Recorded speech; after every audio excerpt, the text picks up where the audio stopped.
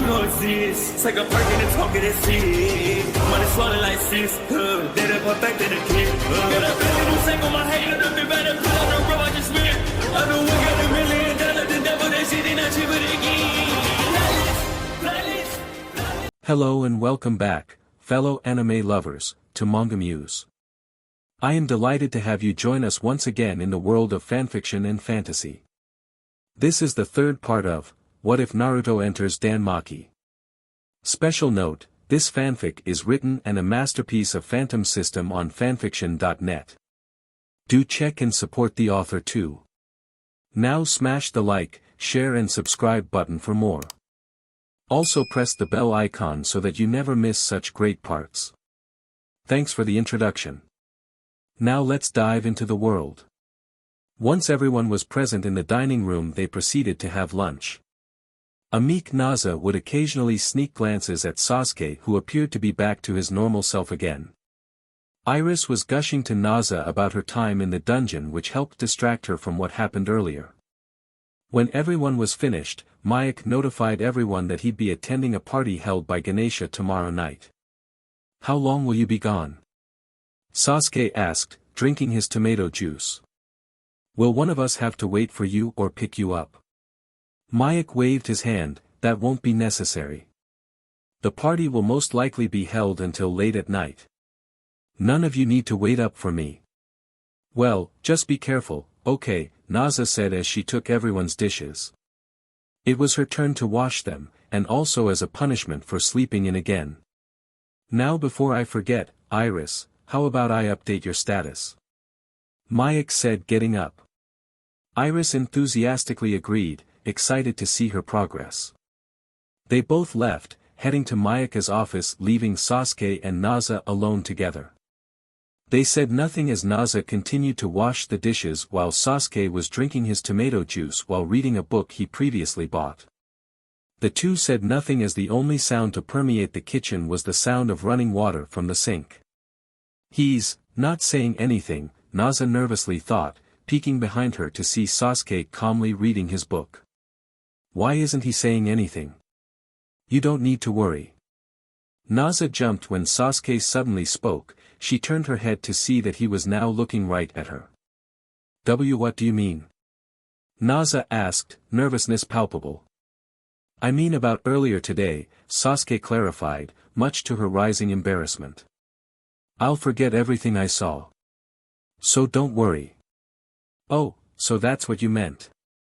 Sasuke raised a brow when he noticed the tone of her voice. A mischievous smirk appeared on his face. "Are you disappointed, Captain?" "What? No.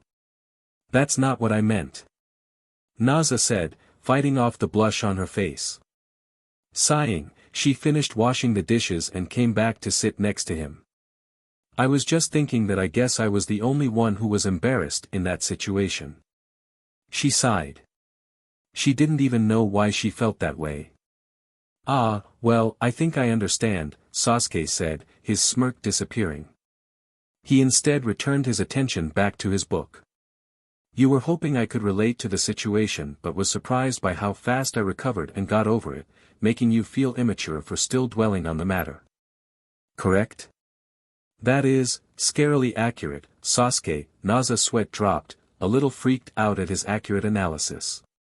Sasuke just shrugged. "It comes with being a shinobi." Naza just stared at him for a while before she started giggling, then turning into a full-blown laugh. Sasuke was also smiling behind his book. The atmosphere turns lighter by the second. "Ha ha ha. Now I feel so stupid for worrying." Naza wiped a tear from her eye. "It is what it is." "Yeah, I guess it is. I'll be using that phrase from now on." Naza smiled, her mood brighter now. She looked down at her hands as she recalled a time long before, when she and the Mayek familia was still whole. "Sasuke, I have a favor to ask." Sensing the seriousness in her voice, he put down his book and gave her his full attention. "What is it, Captain?" She swallowed, balling her fist as she tried to get the words out. Sasuke noticed and simply waited. She took a deep breath and looked him in the eye, can you, help me get O dash. Kaya. Naza was interrupted when a squeal of joy could be heard from upstairs, followed by rapid footsteps getting closer and closer. Suddenly, Iris came dashing into the dining room holding out her status sheet. Captain. Sasuke. Look. I got a skill. I got a skill. Iris was jumping for joy as she showed off her status to both of them. Mayak had followed Iris at a sedated pace with a smile on his face. A skill just after your first day? Naza was the first to approach her, taking the status sheet from her hands and giving it a look.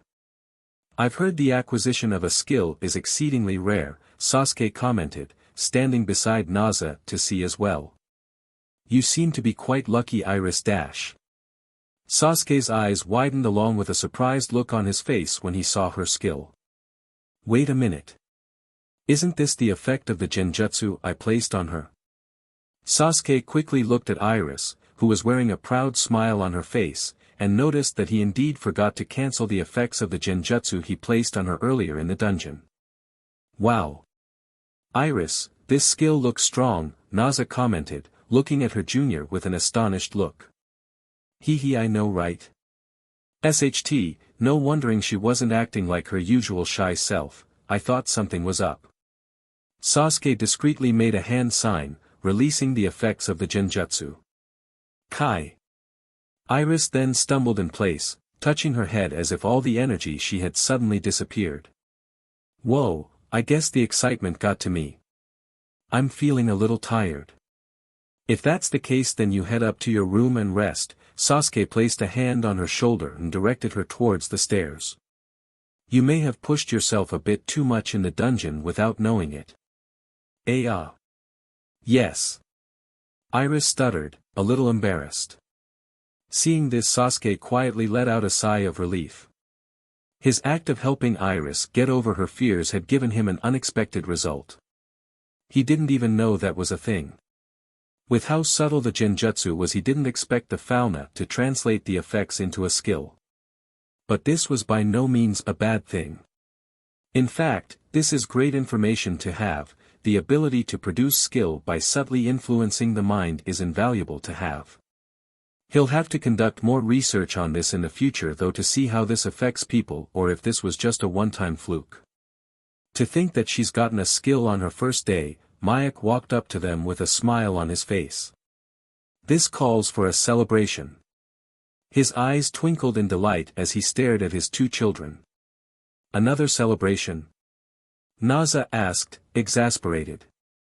They just had a small feast celebrating Iris joining last night, and now Mayak wants to have another one.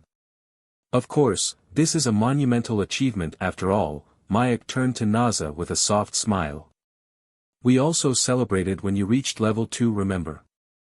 Naza blushed. She did remember that. Back then when the Mayak Familia still had members, she reached level 2 after 6 years.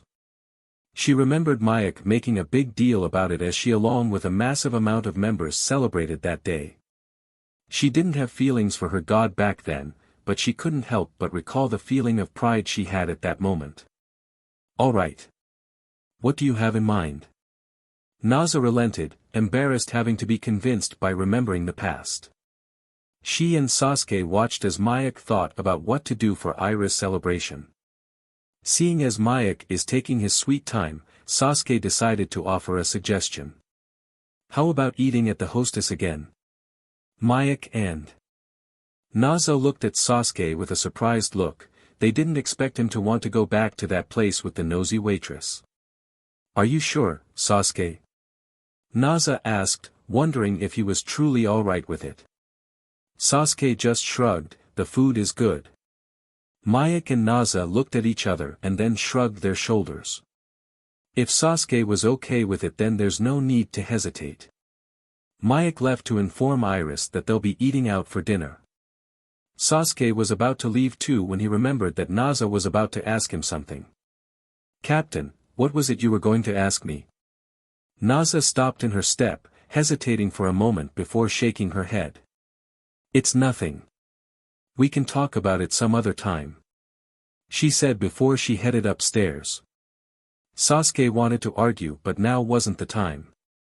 What Naza was going to ask was without a doubt a touchy subject, it'd be best not to force it and just let it happen. The quartet left for the hostess and as they approached they noticed a familiar stoic elf setting up a sign outside. The elf noticed their approach and greeted them with a professional bow. "Welcome to the hostess of FRTLTY, will you all be dining in tonight?" Mayak nodded, "Yes." "Do you have room for a group of 4? Of course, the elf bowed once more before leading them inside. "Now serving a party of 4. She yelled out, alerting the staff of the arrival of new customers before leading them to their table. The group was served some refreshments before placing their orders. Mayak and Sasuke glanced at each other before glancing at Naza, who was taking her time picking her meal again. With a subtle nod, they ordered a slightly larger portion once again. "The meals here are delicious, Iris, so don't be afraid and pick anything you like," Mayak said, noticing that Iris was being hesitant as she looked at the menu and their prices. "Oh, okay. Then may I please have the vegetable salad?" As everyone placed their orders they all began to chat amongst themselves. Except for Sasuke, the raven-haired man was silently drinking a cup of water, barely participating in the conversation. Then again this was simply his normal behavior. But that wasn't the reason why he's staying silent. The gaze is getting more intense by the second, Sasuke thought as he used the reflection of his glass cup to see the person who had their eyes on him. That silver-haired waitress, Seer Flova, was it? She seems to be excited about seeing me. He recalled how she introduced herself to him and him only. He didn't think too much of it at first, reasoning that she was just like all the other girls who would fawn over him, thus resulting in him willfully ignoring her existence for the time being. But why does she feel different from before? Sasuke recalled the details of the day he first met her. "Much like all the people I meet, I unconsciously memorized her chakra pattern. It was perfectly solid. Resolute. Not something you would expect from a civilian." Sasuke noted that the gaze on him disappeared as he felt a familiar at the entrance of the tavern. He noticed that the girl suddenly made her way there, probably to greet the customer. So why? Why does her chakra feel so hazy? It wasn't like that the last time he was here. It feels like an illusion. The once solid chakra in her body felt fake, like it was some sort of mockery of the real deal. How is that possible? Is Seer perhaps an artificial creation? A homunculus? No, even artificial creation would feel like real people and his gut is telling him that wasn't the case. Is it a skill? He knows that some of the waitresses here were former adventurers from the tiny amount of arcanum he's feeling from their fauna. He also detected faint traces of arcanum on her. Maybe she has a skill that's causing this. He wouldn't be surprised. From what he gathered, skills are rather plain and simple in their effects. Distracted with these thoughts, Sasuke didn't notice a familiar head of white hair entered the tavern until they called out to him. "Sensei." Sasuke blinked, only one person had been consistently calling him that. He looked up to see a surprised Bell staring at him with Seer standing right next to him looking very pleased with this situation. "You don't have to call me that when we're not training, Bell," Sasuke said, sighing. Bell covered his mouth, abashed that it slipped out. "Bell? Is that you?" Mayak was next to notice him. "What are you doing here?" "Oh, Lord Mayak. I was invited by Seer," Bell gestured to the waitress. "I see. Well, let's not keep you any further. Enjoy yourself, Bell." Mayak bid Bell farewell. Bell bowed before Seer led him to one of the spots in front of the counter. But Sasuke didn't miss the little twinkle in Seer's eyes when Bell recognized him. "So that boy was Bell?" Iris asked as she watched the boy leave. Naza nodded. "Yep. He's a regular like I said before, though he only comes by every now and then." Naza then smiled as she leaned over to Iris. "He's also pretty weak to girls. So if he comes by to our store be sure to flatter him with words. Maybe then he'll buy more potions." Please don't take advantage of the poor boy's weakness to women, Captain, Sasuke deadpanned.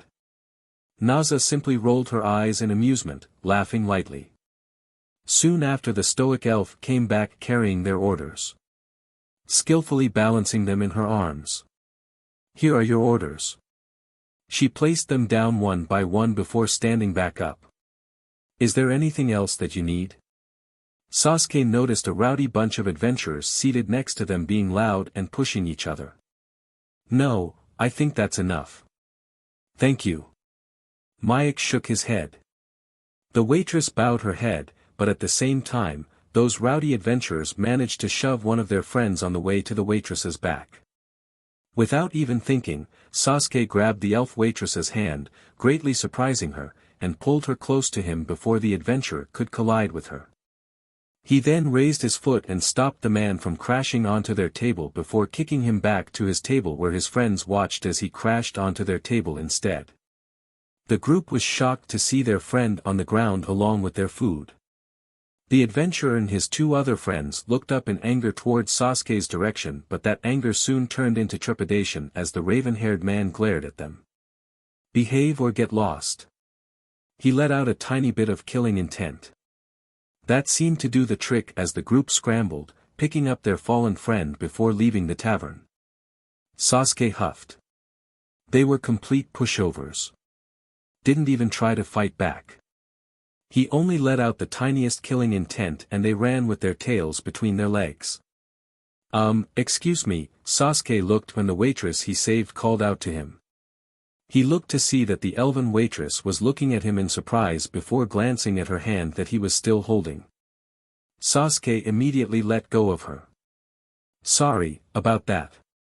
They were about to crash into you. His explanation was met with silence as the elf waitress was looking at her hand. The one he just grabbed. He was confused for a moment before remembering one fact about the elves in this world. They hated being touched by non-elves. Elves were like, mega racist, or something. Sasuke lightly bowed his head. Apologies for suddenly touching you without your permission. As I said earlier, they were about to crash into you and my body moved on its own before my mind could catch up. The elf was brought out of her thoughts when she saw Sasuke bowing.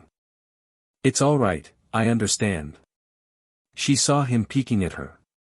She took this time to observe him, the man who managed to touch her without eliciting a feeling of disgust.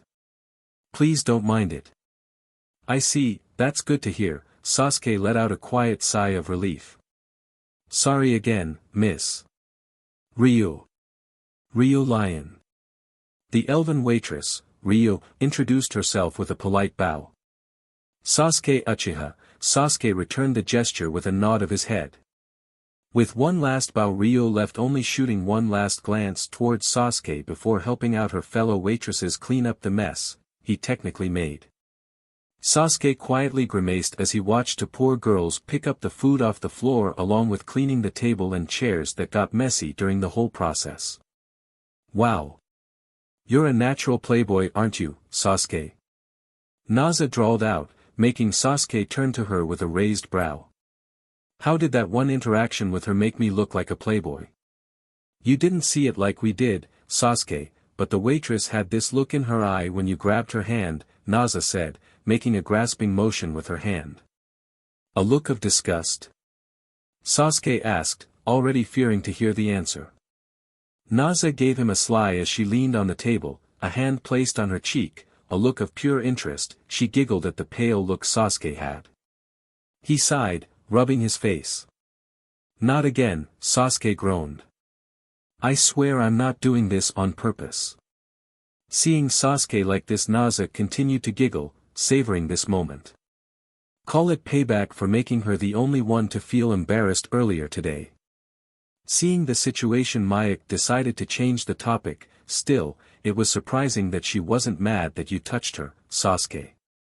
Iris, seeing the opportunity to save her vice captain from further embarrassment, jumped in. That's right. I heard that elves were particularly picky about who can touch them. Naza joined in before anyone else could comment, but she was really okay with you, Sasuke. I think she even liked it. Yua. Captain, please stop teasing the vice captain. Iris pleased. It's fine. Let her have her fun, Sasuke said, having fully recovered. She needs it after what happened earlier today. Naza was confused by what he meant at first before she remembered making her face flush with embarrassment as Sasuke sent her a challenging smirk. Mayek looked between his children, confused. Earlier today? Oh. Do you mean when you went to wake up Naza, Sasuke? He looked to his second child. Sasuke nodded his head as he sent his smirk Naza's way. She was doing some research again and fell asleep on her desk. So she's really tired today. Sasuke's smirk turned a tad more vicious. Although, I wouldn't mind seeing her like that again. Naza's face went nuclear red as an embarrassed glare fierce enough to burn anything if it was possible was directed towards Sasuke. She was steaming with both anger and embarrassment and started kicking his legs underneath the table. Sasuke was unperturbed and simply reinforced his legs with more chakra, playing footsies now, Captain. Unfortunately, I'm not in the mood, maybe later when we get back home. The kicking got harder. Mayek sighed, seeing that his two children quarreling like actual children was not something he expected he'd ever see. Especially since he knew that his children weren't the type to do these kinds of things.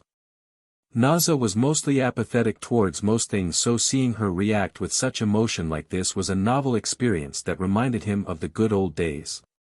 Sasuke on the other hand was similar to Naza, but unlike her, he was more proactive but extremely reserved.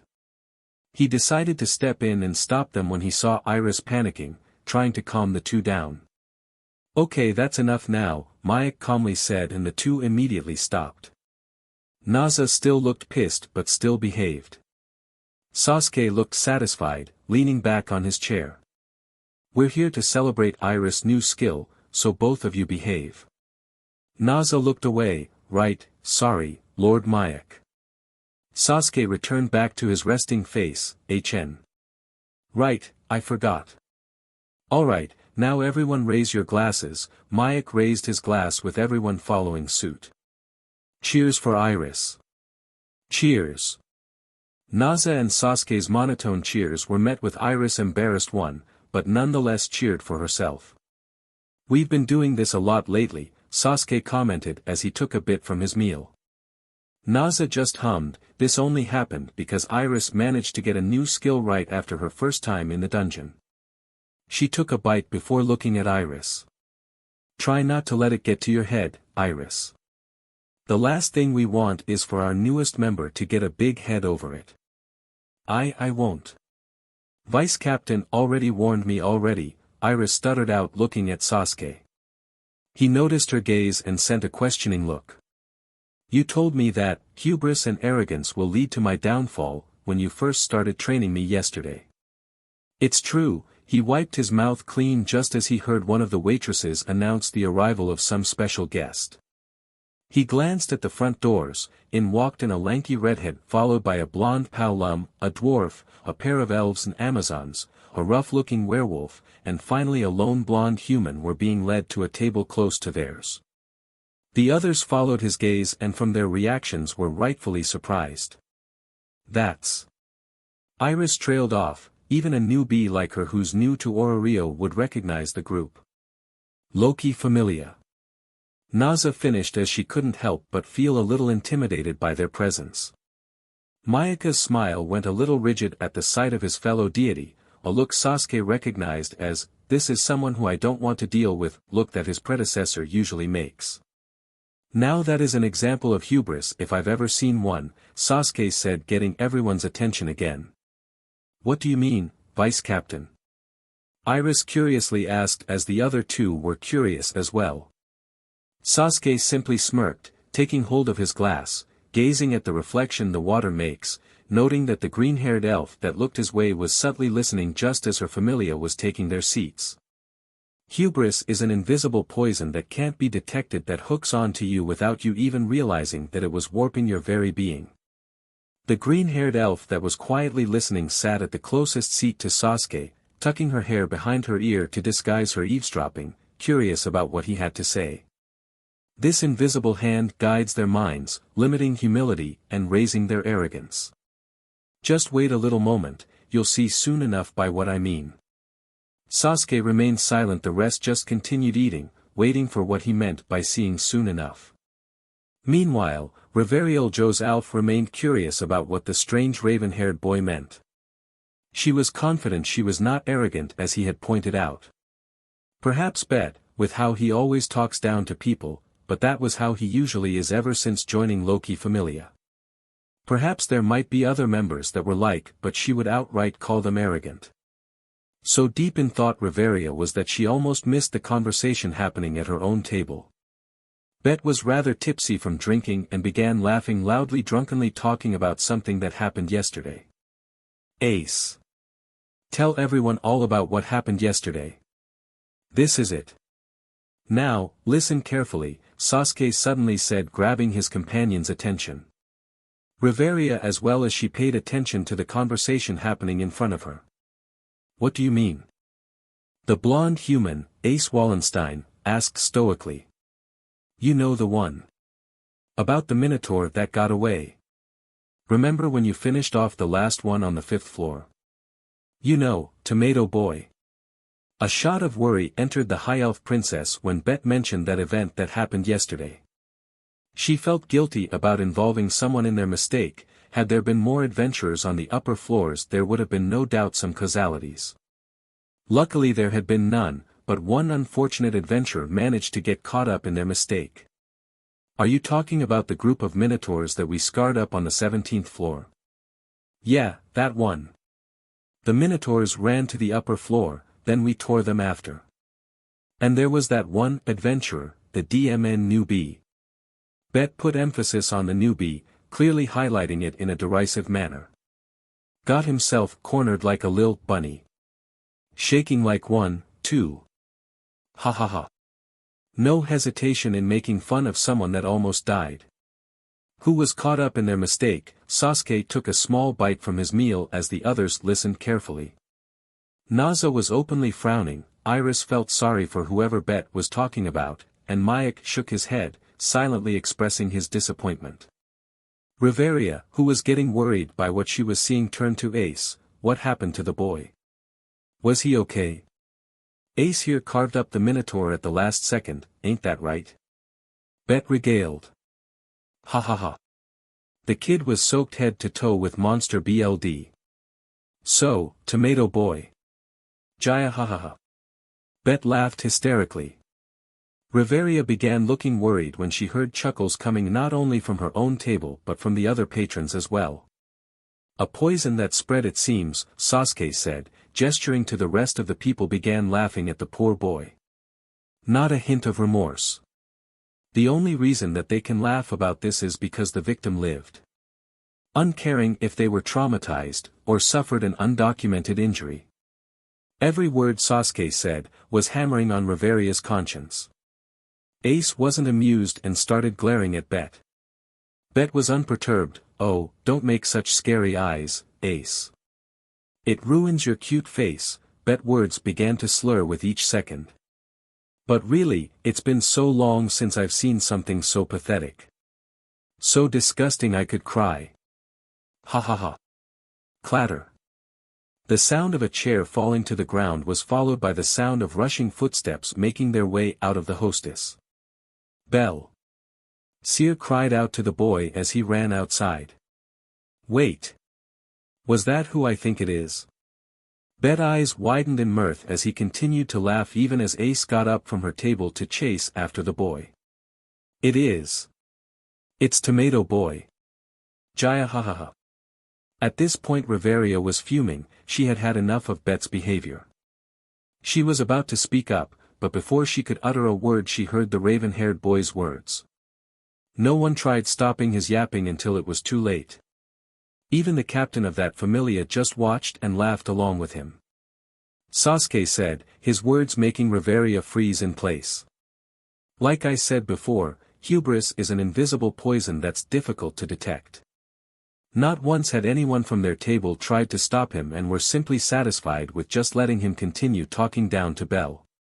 Sasuke shrugged before continuing, and what's worse is that it seems that this isn't the first time this happened, meaning that they've just let him continue on with this attitude with no repercussion it seems. Sasuke then quietly stood up, pulling out a bag of valise from his pouch. "Are you going to after him, Sasuke?" Mayek asked, clearly worried for Bell as well. He didn't like bad-mouthing him as much as any of them. HN. He went to the direction of the dungeon, no doubt going there to vent out his frustrations. Will he be okay, Vice Captain?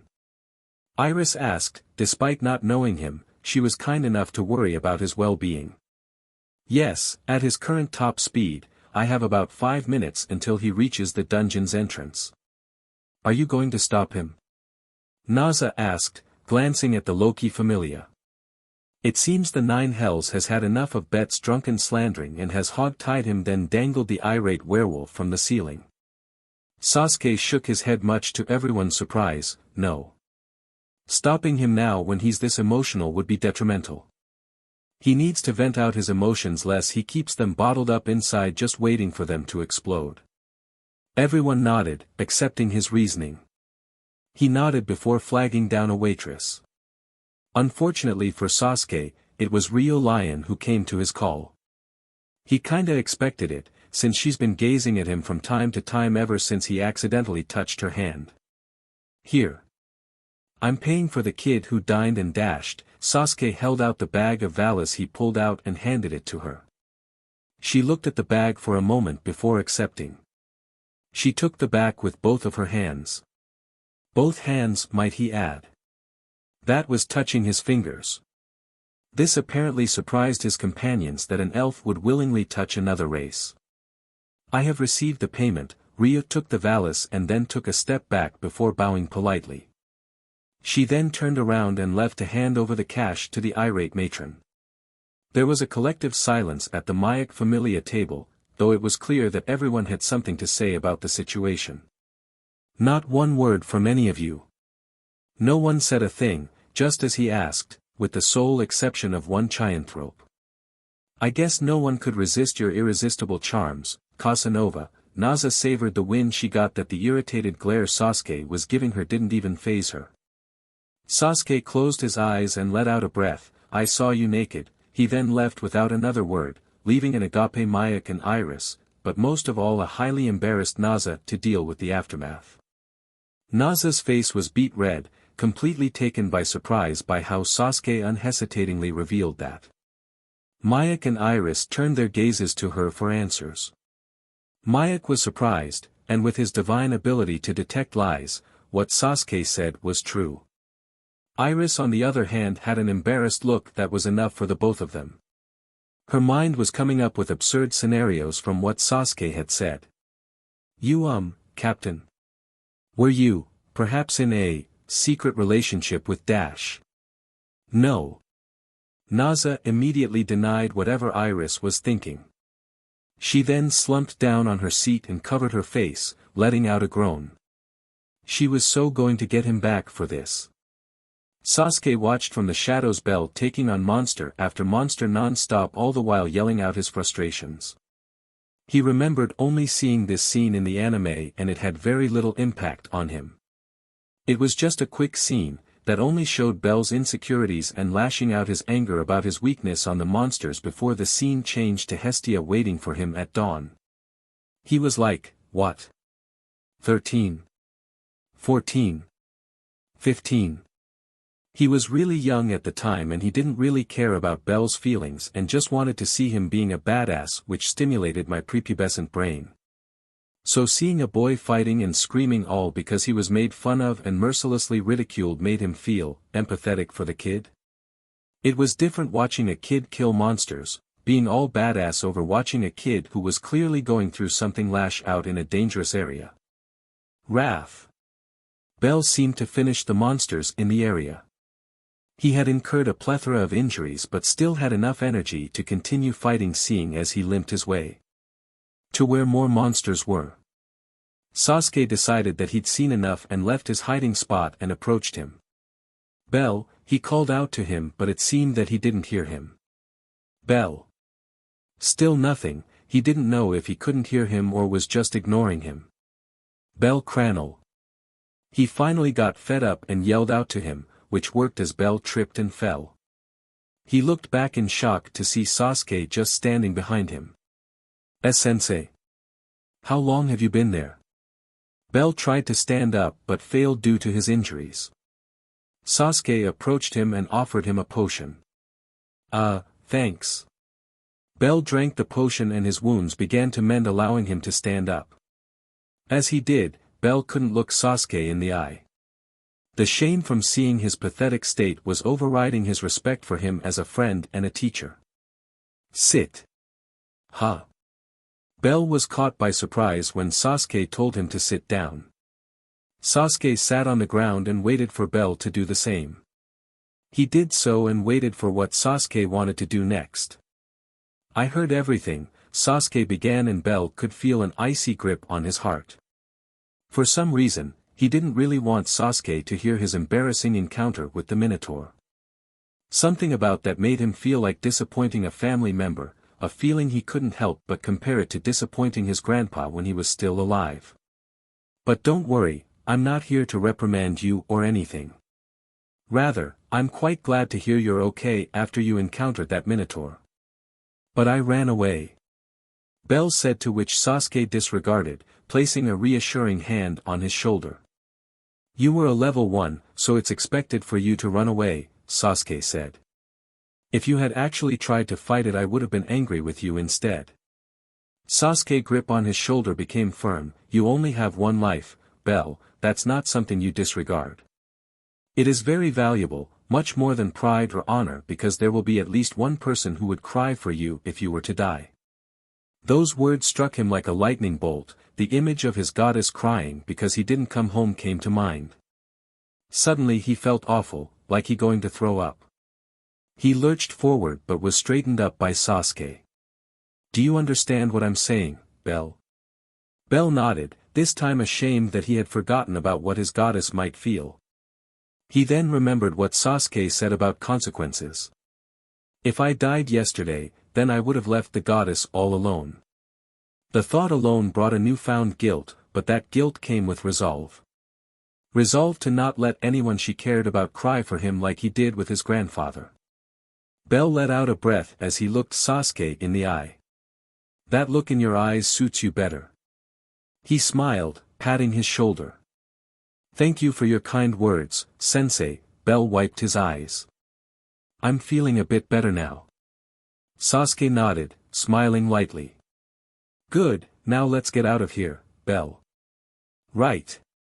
Let's get out. Bell began to rail off as his eyes lost focus. Yes, let's get out of here, Sasuke said, his Sharingan active, spinning ominously. But before we do, let me take a look in your mind. Don't worry, I won't do anything to you, just let me copy the memories of the moment you got saved by Ace Wallenstein. And how you obtained that cheat skill you have, Mr. Protagonist. Mayak stood by in the banquet hall, next to one of the many tables that have been placed, lined up with food with plenty of variety to choose from. Having arrived earlier today, the food was still fresh and plentiful.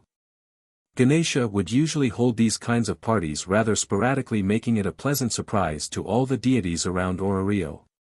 Mayak would usually attend out of courtesy and to meet up with his friend whom he doesn't have time to see. He wasn't particularly close with most of the gods and goddesses here, only recognizing a few like Hestia, who he had bumped into earlier alongside Takamikazuchi, or simply Take for short. He was content with simply standing off to the side enjoying a glacé of champagne, wondering what his children were doing back home. Hey, Mayak, is that you? Long time no see. An arm was suddenly draped over his shoulder, forcing Mayak to slightly hunch over due to the height difference. Mayak didn't need to look at the person who greeted them as he immediately recognized their voice. Hermes, get off of me, Mayak tried shrugging off the blonde god only for him to fail as he was pulled closer to him. Now come on, don't be like that. You're acting like we're not friends anymore, Hermes said with a smile as he continued tugging along the disgruntled blue-haired god. How have you been, by the way? I've heard that you got yourself some new children to join your familia. Congratulations. Mayak didn't reply. He knew what Hermes was like. Most of the deities knew what he was like. He was trying to fish for some juicy information to gossip, since most, if not all, of the rumors and gossip tend to spread when Hermes was around. And even though it wasn't his fault, Sasuke's sudden appearance is already turning heads from both deities and mortals alike even if he doesn't do anything. From his handsome appearance to his unusual purple eye, along with the mystery about his missing left arm, Sasuke had been a bit of a hot topic ever since his debut as an adventurer. In fact, several gods and goddesses had already been asking questions about him, but of course he deflected all of their curiosities and avoided the topic of his child. "What do you want, Hermes? I know you're not here simply just to chat, Mayak might as well get it over with." He's likely going to ask about Sasuke, or perhaps his newest child, Iris, who recently got a new skill after her first day. Hermes pulled Mayak closer to his face just enough for him to see the messenger god letting out a smile that was anything but pleasant. "From what I heard, before his disappearance, Eshma had expressed his interest in that black-haired child of yours. So much so that he was seen asking around for any information about him," Hermes whispered, and Mayak could see a gleam in his eyes. Then, not even a day after he announced that he wanted your child, Eshma, his captain Enoch, and his close advisor Gregory had completely disappeared from Ororio, but not before someone forced him to free his Familia members before airing their dirty laundry to the public. Mayak controlled his facial expression, making sure to reveal nothing to God, as he digested all of the information that was revealed. First off, the information about Eshma was made public and caused a minor uproar in the city that was handled by the Ganesa Familia. In fact, this party, which was originally meant to be a simple get-together, was actually a way of letting the gods and goddesses that attended that the Ganesa Familia would be taking matters similarly to the Eshma incident with a somewhat similar approach very seriously. So, aside from being a party, this also serves as a warning to everyone who attended. Mayak glanced at the haughty figure of Ishtar. It was no secret that, like Freya, Ishtar also had a hobby of hand-picking mortals that caught her eye. It was actually one of the main reasons that he warned his Familia, more specifically, Sasuke, to avoid going to the red light district unless he wanted to get her attention. According to the Ganesa Familia's investigations, Eshma was most likely forced to flee the city by this mysterious hero that brought down his Familia. I was wondering if you knew anything about this person. Mayak said nothing as his gaze remained neutral but grew concerned when Hermes mentioned the word hero. No, I don't. I didn't even know that happened to him, as I only discovered it after we were visited by the victims. Huh, I see, Hermes eased a bit, making Mayak think that this was over. He was about to get his arm off of him when he asked another question. This time, it was something he didn't expect. I heard that Freya is interested in you, child. Mayak snapped his gaze towards him, narrowing his eyes as he saw the mischievous look in Hermes' eyes, sending a twinge of irritation in him. Is that so? Mayak hid his feelings by taking a sip from his cup. He wasn't that surprised since Sasuke himself reported to him that Freya was gazing at him the other day. He was worried at first, but Sasuke had reassured that he wouldn't let any other deity steal him away. He said that he didn't like someone who would rudely and so blatantly stare at him from afar. Is that all you have to say? Hermes raised a brow. You're not worried that Freya might swoop in and take him from you? Not at all. My child is not the type to just up and leave so suddenly. Hermes dropped his smile as he just stared at Mayak, displeased that he wasn't able to squeeze out any info from him. But that smile quickly returned as he detached himself from Mayak. Well, it seems I might have overstepped a bit. See you later, Mayak. And with that, the messenger god left to disturb someone else. Mayak watched him go. He wasn't deceived by that friendly smile. When you live with someone like Sasuke who is always wearing a mask, you'll eventually develop a natural skill to detect those who are hiding their true self. He spotted Hestia talking with Hephaestus in the distance. They seemed to be conversing about something. It wasn't until Freya joined in the conversation that Mayak began really thinking about Sasuke. He knows the boy is going through something, hiding his worries from other people by wearing a mask of nonchalance. He saw Loki suddenly joining in the conversation and immediately started butting heads with Hestia as the two began to fight. All around he could hear the other gods and goddesses begin to cheer for either of the two. To say Sasuke is unique would be a severe understatement. If any other more greedy or unscrupulous deity, he feared that they would stop at nothing to attain him. He looked down and stared at his reflection in his drink as Loki brushed past him with tears in hers, crying something about unfairness. After all, you don't get to see someone who is from another world after all. The night was quiet in the Mayak Familia home as the remaining members just finished eating dinner and were not simply hanging out in the common room. Naza was more or less forced by Sasuke to hang out with them simply to avoid her going on another research frenzy, and also, Naza secretly wanted to get back at Sasuke for the embarrassment he left her back at the Hostess. "Today's been rather slow, hasn't it?" Sasuke said as he took a seat next to Iris, who was fidgeting while glancing between him and Naza. "Yes, it has," Naza frowned at him.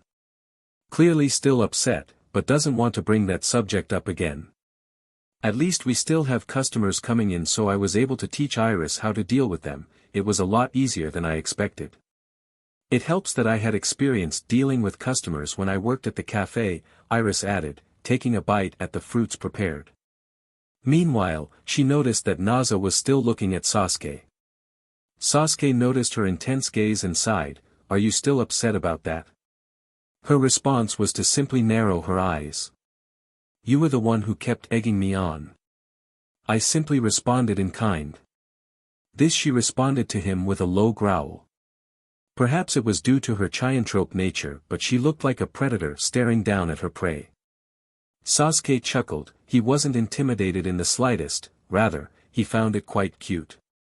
Thought it did liven up the rather dull moment that they're all spending together. He should probably introduce some card games from Earth. It'll be a great way to spend their time together. Plus, this world is severely lacking in the games department. "If you keep staring at me like that, I might get the feeling that you're interested in me," Sasuke said, sending a smirk her way. Naza blushed as she bared her teeth. "You wish.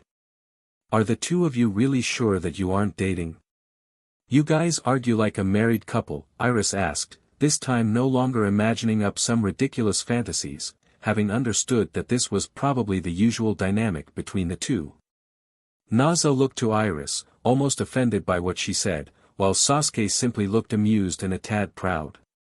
If she's brave enough to talk smack to them, then that means she's getting comfortable in the Familia. Hell no. Why would you even suggest that, Iris? Naza looked at her junior, almost betrayed. "I'm offended, Naza. Do you really hate me that much?" Sasuke's smirk quickly got to her nerves as he tilted his head. "I wouldn't mind having a pretty girl like you as my wife. I'm sure our kid would be adorable too." Naza let out a noise that resembled the squeak of a faucet sink as her face turned crimson, the one color to surpass them all. She wasn't the only one. Iris too got a little red from his comment. Naza suddenly bolted from her seat and jumped at Sasuke with her hand going straight for his neck. "I'll kill you." "Oh, are we starting right now?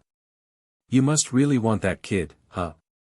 Sasuke cheekily said, unbothered by her attempt at strangling him nor by the fact that she was straddling him. "Shut your mouth. Captain.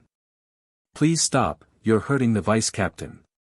Iris quickly got off her seat and moved behind Naza as she tried prying her off of him. "Captain, please come to your senses." Sasuke simply chuckled at the play going on, amused by Naza's embarrassed screams of anger, followed by Iris' desperate pleas. It was the best form of entertainment he's gotten ever since he's been forcibly disconnected from the internet. It took a while for everyone to calm down.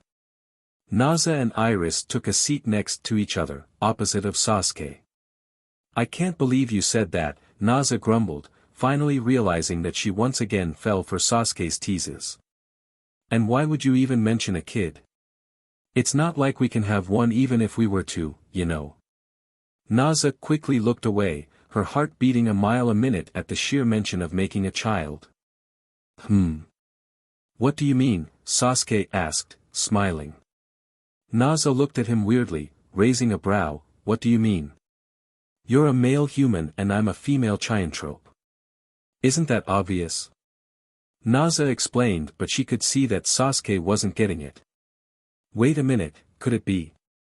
Vice Captain, the two looked at Iris, who also looked at Sasuke weirdly. Do you perhaps not know that a human male can't get a female demi-human PRGNNT? There was silence around them. Sasuke lost his smile and simply tilted his head looking confused. Naza and Iris looked at him, realizing that he truly didn't know. Oh my gosh, you don't know, do you? Naza widened her eyes. How do you not know? Because I'm not from this world. Of course, he couldn't say that, but it was concerning to find out that a common fact in this world is uncommon in his. After all, most of his info comes from media of the fantasy kind. It wasn't a part of my teachings, Sasuke eventually answered. Naza and Iris couldn't quite believe it, which is understandable.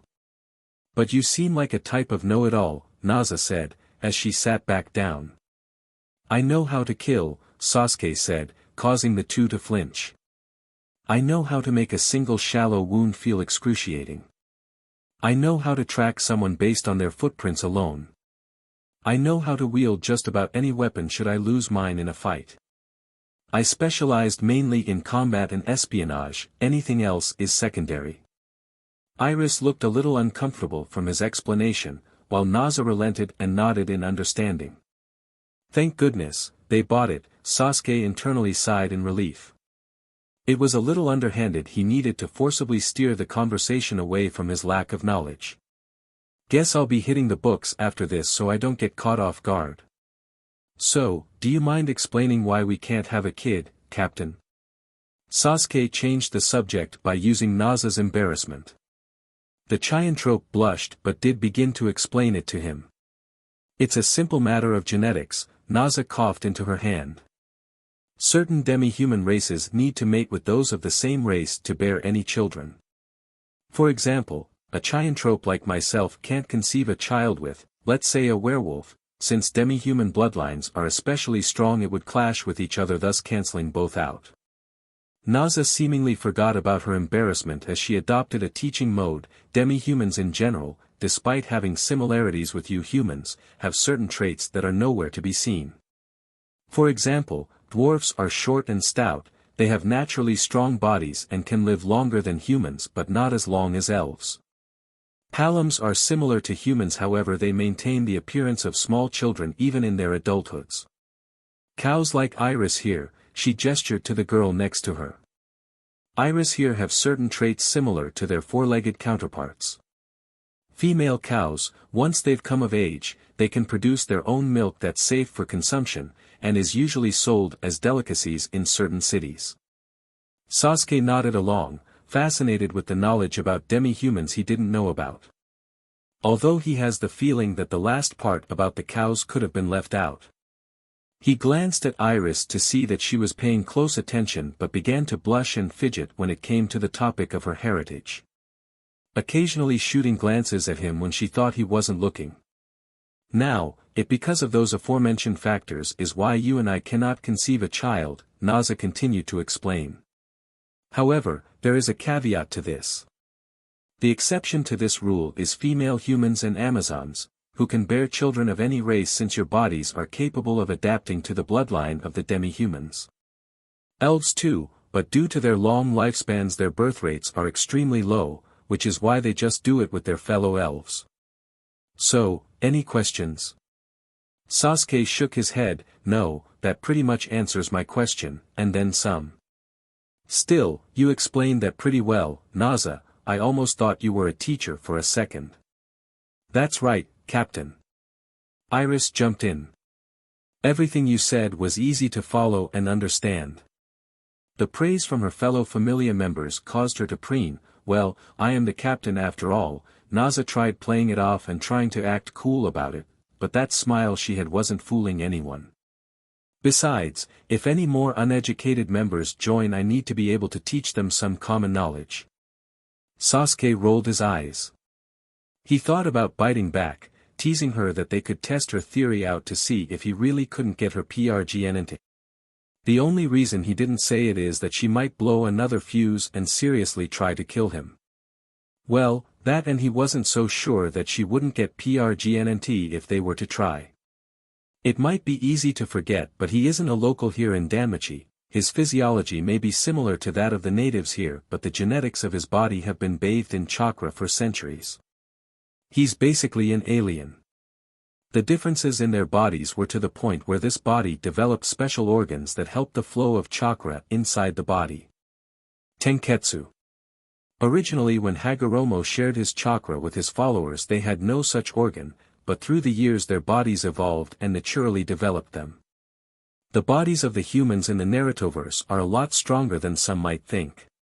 To the point that even civilians can reach the strength of athletes if they train strong enough.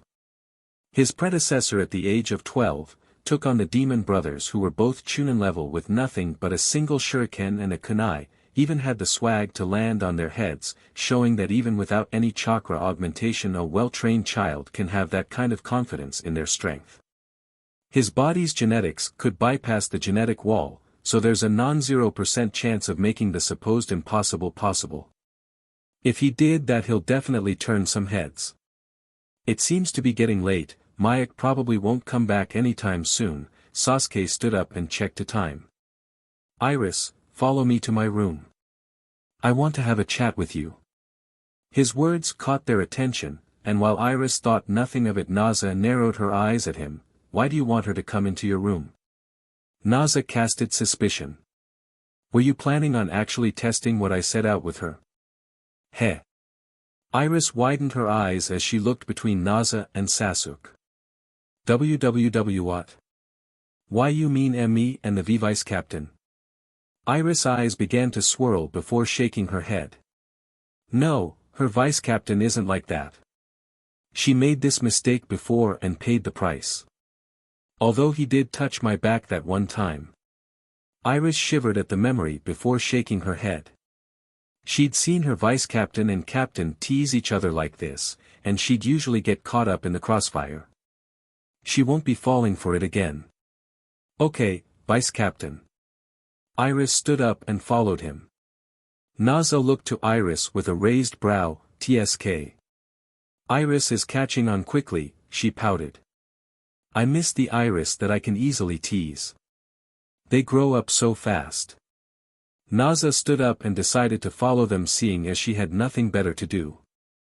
Well, that, and she was curious about what Sasuke wanted to talk to Iris about.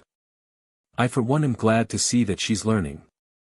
Learning means growth, and I always appreciate that. Sasuke looked back to see Naza following them.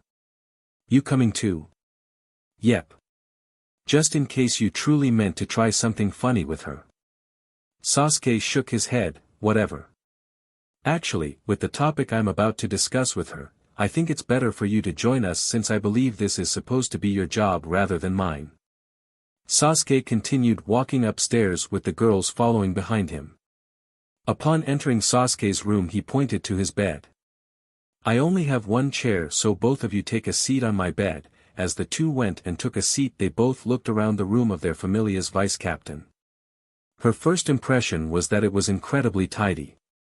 Unlike Naza's room, which was filthy in comparison, and Iris' room, which was relatively empty since she was still new, his room may be filled with a bunch of miscellaneous stuff, but it was all very well organized. Naza looked toward Sasuke's desk and saw a pair of puppets displayed. One of the puppets has strings and the other doesn't. Strangely enough, the one without strings looks to be the one that was used more, but what could Sasuke be doing with a puppet with no strings? In the corner of his room, there was a bookshelf where the top row was filled with scrolls while the rest were filled with normal books. Naza knew that Sasuke was Far Eastern, so it shouldn't come as a surprise to see him have some scrolls, but it seemed a bit excessive. Whoa! Iris let out a noise of appreciation which made Naza turn to see what she was seeing. Sitting atop Sasuke's windowsill was an appealing potted plant that resembled a tree, only that it was smaller. Upon further inspection, it seems to be bearing some fruit. It's called a bonsai tree. That one in particular is a peach bonsai. They're miniature trees that you take care of. Sasuke explained as he approached them carrying a chair with a book atop its seat. Placing down the chair he took the book and sat down. Iris, Sasuke's sudden serious tone caused both Iris and Naza to unconsciously sit up straighter. You've been with us, the Mayak Familia, for over a few days now. I remember you saying that becoming an adventurer is your dream, and now that you've joined us, can you say that you've finally achieved your dream? Sasuke raised his hand, stopping Iris as she was about to speak. Before you answer, please know that I need you to answer truthfully, because what you say next will determine my following action. Iris stayed quiet for a moment, clearly thinking strong about what to say. I will admit that, when I first joined it wasn't exactly how I expected it to be. But after a while, I figured that I was really happy meeting all of you, but I don't know if I really can say that I've achieved my dream so. She trailed off, which made her worry when both Iris and Naza saw Sasuke with a blank look on his face. Sasuke, where are you going with this? Naza couldn't help but ask, but he didn't answer her and simply handed Iris the book he was holding. This is a compilation of my research about adventurers. Basically a list of potential goals you can try and achieve, something higher than just becoming an adventurer. Iris, I want to reach greater heights, but if you're content with what you are doing right now, then that's fine. I'll support you either way. Sasuke leaned forward and locked eyes with Iris. However, as your vice captain, I want you to achieve greater things. Whether you decide to stay with us or join another familia, all I want is simply the best for you. I would never leave. Iris suddenly exclaimed, making Sasuke chuckle. I know. I was just saying it for the sake of saying it, but I do want what's best for you, so if you suddenly have a goal you suddenly want to achieve, don't hesitate to talk to us, alright? We'll do our best to help. Naza quietly watched the proceedings happening and suddenly understood what Sasuke meant by she should be the one doing this thing. It was indeed what a captain is supposed to be doing, and her vice-captain was doing her job better than she could. She felt a hand over her shoulder as she looked up to her Sasuke standing over her. Naza, I know that you think that I might be doing a better job than you right now as the vice-captain. There he goes again, making some scary accurate analysis, but I want to know that you're doing a good job right now. My job and position is to support you. You probably don't have any experience in being a proper captain since the role was more or less forcibly passed on to you, so it's understandable that you're feeling a little lost or maybe a little inadequate, but that's what I'm here for, to help you. The vice in my title means that I'm the person you're closest to, and should confide in when looking for help, right? Naza looked at Sasuke, feeling a little stunned. He always seemed to know what to say in every situation. This is why Naza is always so comfortable when Sasuke is around. His reliability aside, he's like the big brother she'd never had. Always looking out for everyone in the familia, especially her. She grabbed his hand with hers as she leaned on his arm. Thanks, Sasuke. HN. She giggled at his response. Some things never change. Iris looked at the two, seeing their apparent closeness, and couldn't help but ask, are you sure you two aren't dating? Mayak returned later that night in a bad mood. When asked about it he simply smiled and waved it off, telling them not to worry about it. For the following days leading up to the festival everything went on as usual, with the only change being that Sasuke was now training both Belle and Iris at the same time. Gawa. Kaya. Sasuke watched as both his students fell to the ground. After he had introduced them to one another he had both of them wear his latest creation to help with their training. This was inspired by that one Naruto game on the PS2 where Jiraiya would have Naruto wear weights while training him. Guh. So, heavy. Belle said, trying to get up with little progress but managed to get up on his feet. I can't, move. Iris was having more trouble as she was still on all fours, struggling to even stand. They were both wearing custom-made training weight seals he created. Some might think Guy and Lee when talking about weights, but they weren't what he was thinking of when he thought about this training method. It was one of the methods used by Orochimaru to train his predecessor back in the day when he first joined him. However, unlike the snake Sannin, he didn't add any life-threatening conditions should they fail to live up to his expectations. Made by using prayer beads he bought for cheap in the market, the seals inscribed will continuously weigh down the wearer for as long as they keep them on. They emit a dim white color at the start, signifying they're at the beginning stage. The colors will change in accordance with their progress. White, blue, green, yellow, and finally red. Once the beads change to red, it will signify that they've completed their training and it will automatically deactivate. Get up, both of you, Sasuke ordered and waited for both of them to stand up. Good. Now, run. What? The increased weight will help increase your agility, dexterity, and endurance. Sasuke walked up behind them, ready to direct where they'll go like he was Google Maps. And once we start sparring, so will your strength. Wait, we're sparring after this? Belle asked, dreading the moment. Yes, since I'm giving you tomorrow off because of Monster Filia. Now, enough talking and start running. And so, Belle and Iris began running through the streets of Ororio in the early morning with heavy weights on their wrist and ankles, with Sasuke following behind. Sasuke directed their pathing, and since he was behind them, they only had a split second to react to his directions, especially since he only said where to go when they were only a step away from it so as to keep them alert. He doesn't punish them for making mistakes, they were already being punished enough whenever they would fall over and would be forced to get up as quickly as possible unless one of them gets left behind. Kai-ah! Iris screamed as she fell down when she tried making a sharp turn. She couldn't stop her momentum, no thanks to the added weights, and skid across the ground. As soon as she fell, she immediately tried to get up. Miss Iris, here. Iris looked up to see her fellow student holding out his hand to help her up. She took it without a second thought as Belle tried pulling her up but was clearly having some difficulty.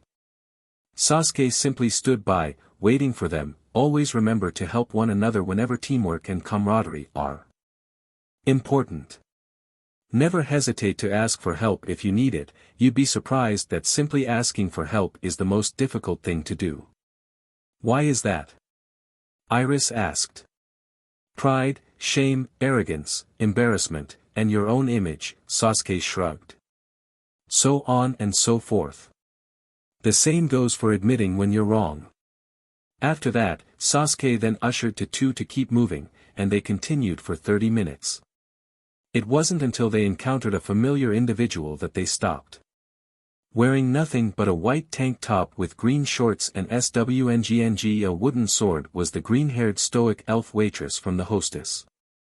She was so focused on her training that she didn't notice their approach. As she was about to perform what seemed to be a spinning slash, she seemed to have spotted her audience. Her eyes widened as she stopped what she was doing to face the gobsmacked Belle and Iris while Sasuke was quietly observing her form. Mr. Crannel and Mr. Uchiha, she greeted the only two people she knew, giving a polite bow out of habit. To what do I owe the pleasure of this visit? Sasuke shook his head. Nothing, we were just passing by when we saw you training. He gestured to Belle and Iris. I was just training them when we saw your swordplay, it was impressive. Thank you. Rio bowed her head before she noticed Iris staring at her. Hello, my name is Rio Lion, a waitress at the Hostess of FRTLTY. Ah. Iris Bennett, a member of the Mayak Familia. Nice to meet you. Iris reciprocated the gesture when Sasuke approached the elf. Are you perhaps a former adventurer? Rio tilted her head but nodded after a thought. I see. Sasuke rubbed his chin, looking at Belle and Iris.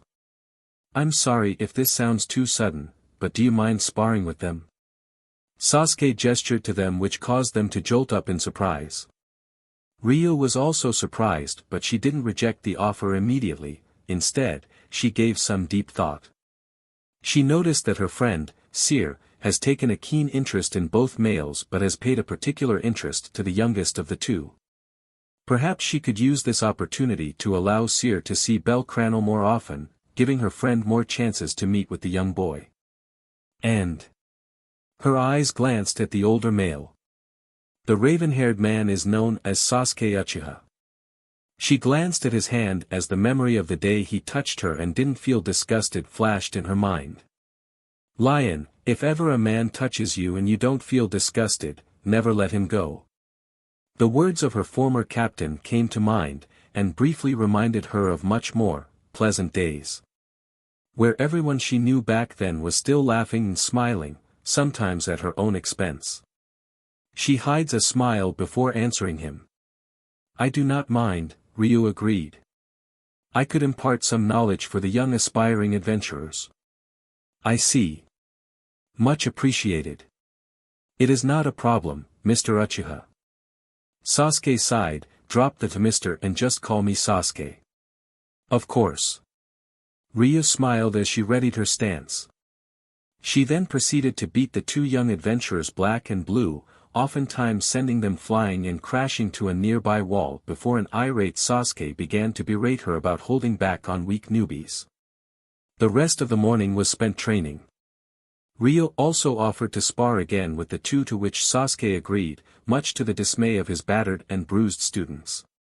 It was the following day, and as promised, Mayak had brought his entire familia to enjoy monster Filia. With a little help from Sasuke, he managed to drag Naza out of her room and have her join them, just like he planned, and now everyone was outside enjoying the festival. Well, almost everyone. Mayak worriedly glanced at an irritated Sasuke slowly losing his cool. His face may look blank, but Mayak knew what his child's look of irritation looks like. Throughout the entire day, the festival was filled with plenty of people and everyone was practically bumping shoulders with one another. The atmosphere of the festival was joyful as mothers and their children would wander and buy street food while their fathers would carry them over their shoulders. Many, including the elderly, took part in socializing with many who passed by, making humble small talk to anyone willing to strike up a conversation.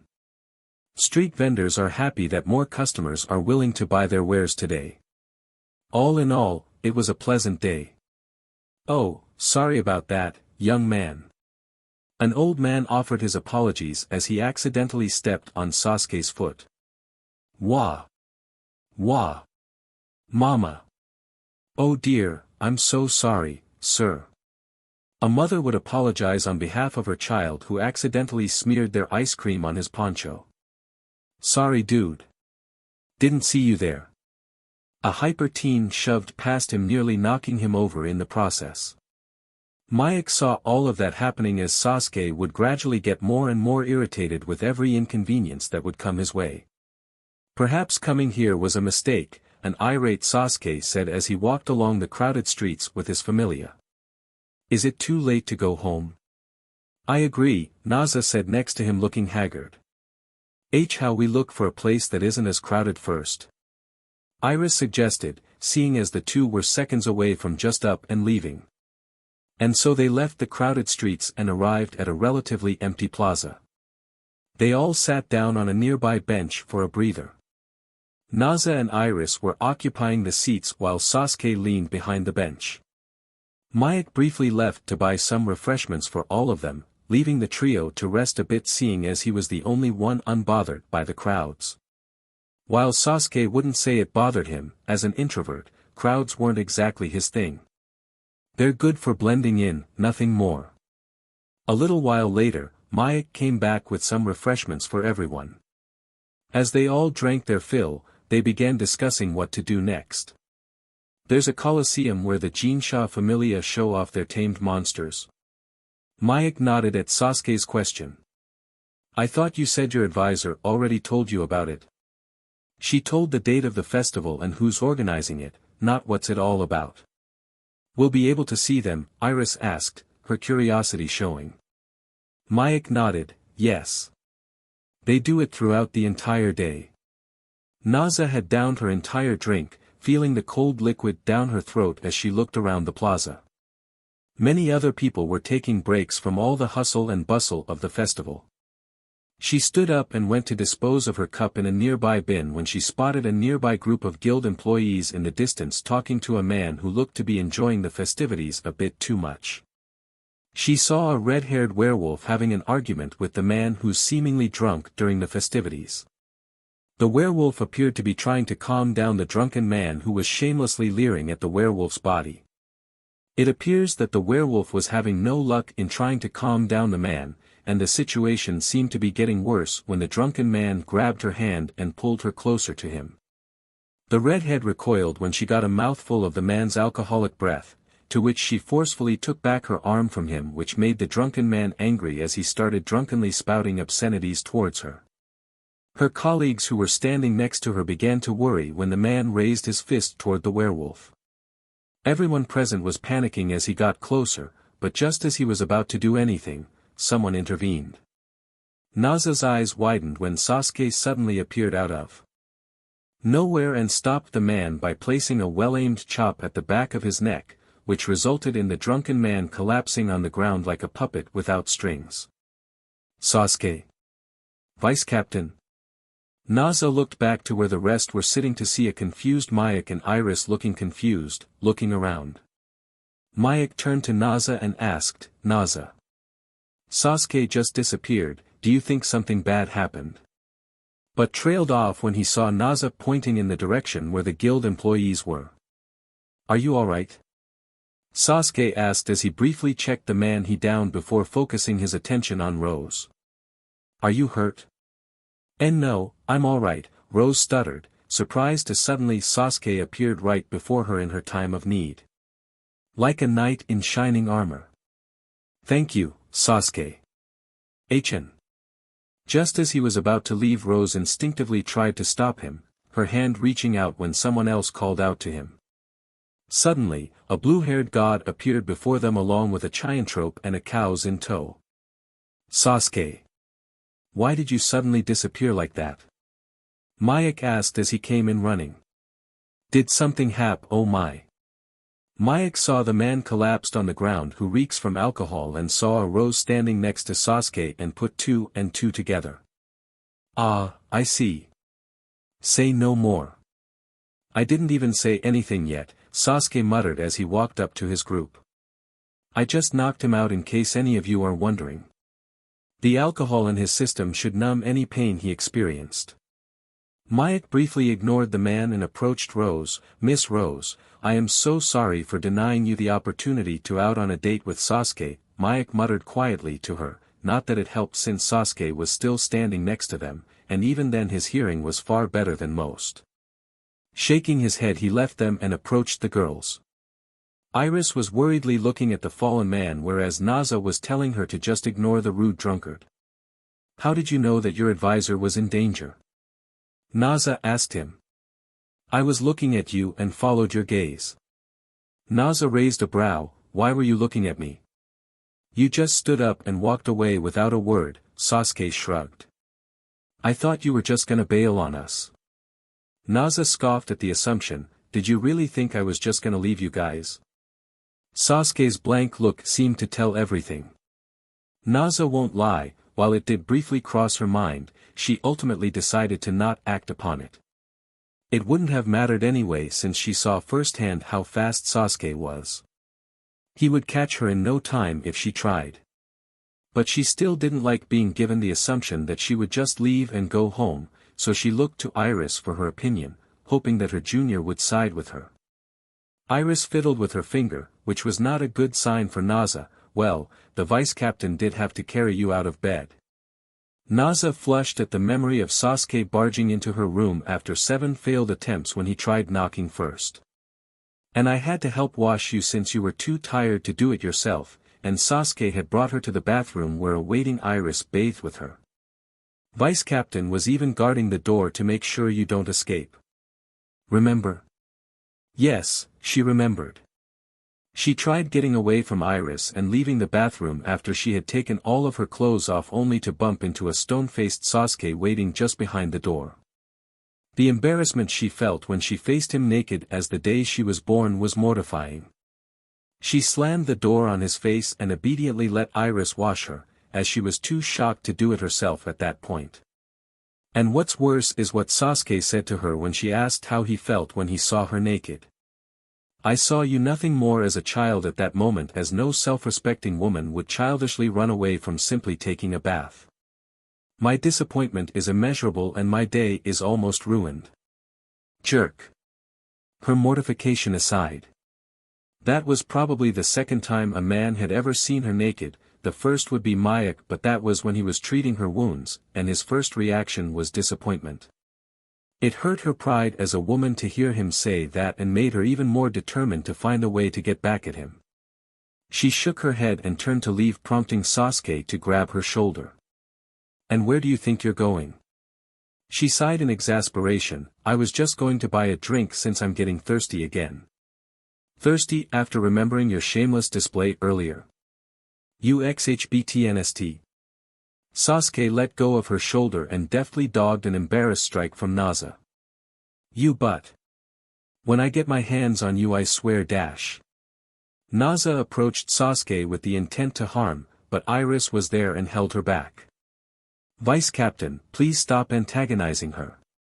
Iris' pleas went on deaf ears as Sasuke continued to chuckle in amusement. Naza was fuming at this point and decided that it wasn't worth it and left, stomping away. Iris sighed and gave her vice captain a disappointed look. "Why did you have to say all those things to her?" Sasuke watched Naza leave. The humorous smile he had was no longer seen. "She's been stressing herself out with her duties as the captain of the Familia and her desires as an individual. I'm only helping him relieve some stress through playful teasing." Seeing Iris' confused look, Sasuke elaborated. "She's basically wearing herself down by figuring out ways of providing for the Familia, since for the longest time there was barely anything she could do, and it didn't help the fact that I practically had everything covered when it came to monetary gain." "But why would she be doing that when, as you said, you're already providing for the Familia?" Iris tilted her head. "Wouldn't it be a good thing that she doesn't have to worry about that?" "You don't understand, Iris, since you're new, but for the longest time, Naza has blamed herself for being the sole cause of the Mayak Familia's downfall 6 years ago by incurring a massive debt to their competitor, which resulted in all of the former members leaving.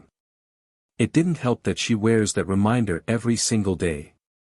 He glanced at her right arm. "She's been doing her best to repay the debt she owed to both Mayak and the people who left because of her. But it's not her fault, right? I heard what happened from Lord Mayak. He said that a sudden monster party ambushed them. Captain was only 12 years old at that point, and it was Lord Mayak who made the decision to get her a new arm." Iris tried to reason it. "But Naza didn't see it like that. Or won't see it like that no matter how many times you try to tell her. She will believe that because of her, everyone else left. Because there's no reasoning with trauma that deep." Sasuke's words hit strong. "Unless she can come to accept herself that it wasn't her fault and that she's innocent, then she'll be able to move on from those painful times. I wish there was something we could do to help." Iris' ears drooped down. Listening to Sasuke's explanation made sense. These kinds of things don't heal easily. "Don't worry, Iris, I'm sure there will come an opportunity to help." No sooner did he say that all hell broke loose. Monsters kept in the Colosseum owned by the Ganesa Familia were let loose and were running wild, attacking anyone indiscriminately. Screams of monsters were heard all throughout and everyone began scrambling to get away.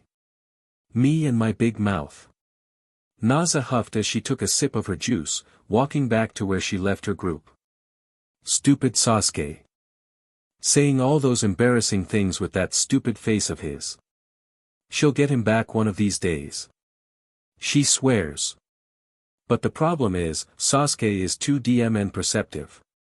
Everything she does he notices. From her steps to her mood, even her eating habits, or when she forgets to eat.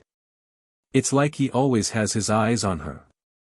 Naza blushed when she finished that thought, especially remembering all the times he had managed to see her in her most embarrassing moments. Shaking her head, she began devising a plan to get back at him and wipe that smug look on his face. She giggled as she remembered a little tidbit of him.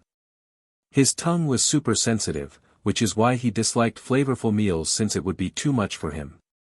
So what if someone decided to spike his next meal with some hot spicy chili? She remembered him saying that he didn't like spicy food and that he had a low tolerance for it. She recalled passing by a vendor selling some exotic spices which included super hot chili. With a slight skip to her, she made her way to where she last saw the vendor only to freeze in place when she heard a distinct sound of footsteps coming from behind her. She turned around to see a stampede of people running away screaming. She quickly moved out of the way to avoid getting trampled. What? What are they running from? And then she heard it. The terrifyingly familiar growl that never failed to haunt her nightmares. It was a monster. Naza turned around to see a sword stag looming over her. A monster commonly found somewhere in the 20th floor. It resembled a stag that can be commonly found up here on the surface. But right now wasn't the time to dwell on some fun fact. Right now, a monster was looking right at her, ready to kill her on the spot. She couldn't move a muscle as her body shook in fear, her mind going back to the day when she nearly died. The pain and fear she felt back then came back to her in full force. Tears began spilling out from her eyes as she realized that she wasn't going to make it out of this. She closed her eyes in preparation for the inevitable as her mind remembered all the people she cared for. Lord Mayak. Iris Bennett. Sasuke Uchiha. Someone, please. A memory flashed in her mind. To a time when she and Sasuke were getting closer. Captain, if you're ever in trouble don't hesitate to call out to me. I'll get you out of trouble. A single memory, for a brief moment, gave her the courage to open her eyes and scream out. Sasuke. Chidori. The sound of 1,000 chirping birds came followed by an angry bellow before something crashed into the sword stag. Naza saw a familiar dirty-looking poncho belonging to a familiar-looking person. He stood tall with his back turned towards her. In his hand, he held what appears to be lightning itself. But most of all, the feeling that came when he arrived. The warmth he brought with his presence made her feel safe. Naza. In a daze, she looked up to see him kneeling in front of her, calling out her name as the monster behind him died, turning into black smoke. She suddenly felt Sasuke's touch. His hand on her cheek making her look at him. She saw his worried face as his eyes were filled with concern. Before she could realize what she was doing, her arms reached out and wrapped themselves around him, pulling him into a tight embrace as she placed her face on his chest. Sasuke, thank you. I'm so sorry, Miss Rose. Like a broken record, Mayak apologized once again as he truly felt bad for the woman he was secretly cheering on. It seemed wrong to involve himself in the love life of his child and his advisor, but he truly believed that what he was doing was the right thing. Rose worriedly looked at Mayak before briefly glancing at Sasuke, who was speaking to his familia members next to the downed man. Rose felt a twinge of jealousy upon seeing him interact with his captain. It appeared that they were close enough to exchange banter along with some light roughhousing. After a brief argument, the captain of the Mayak familia left, leaving Sasuke and the cow's girl, Iris Bennett, behind as they engaged in a hushed conversation that not even her werewolf hearing could pick up on. It's all right, Lord Mayak. Rose returned her attention back to the apologizing god. But... if I may ask, how did you know about...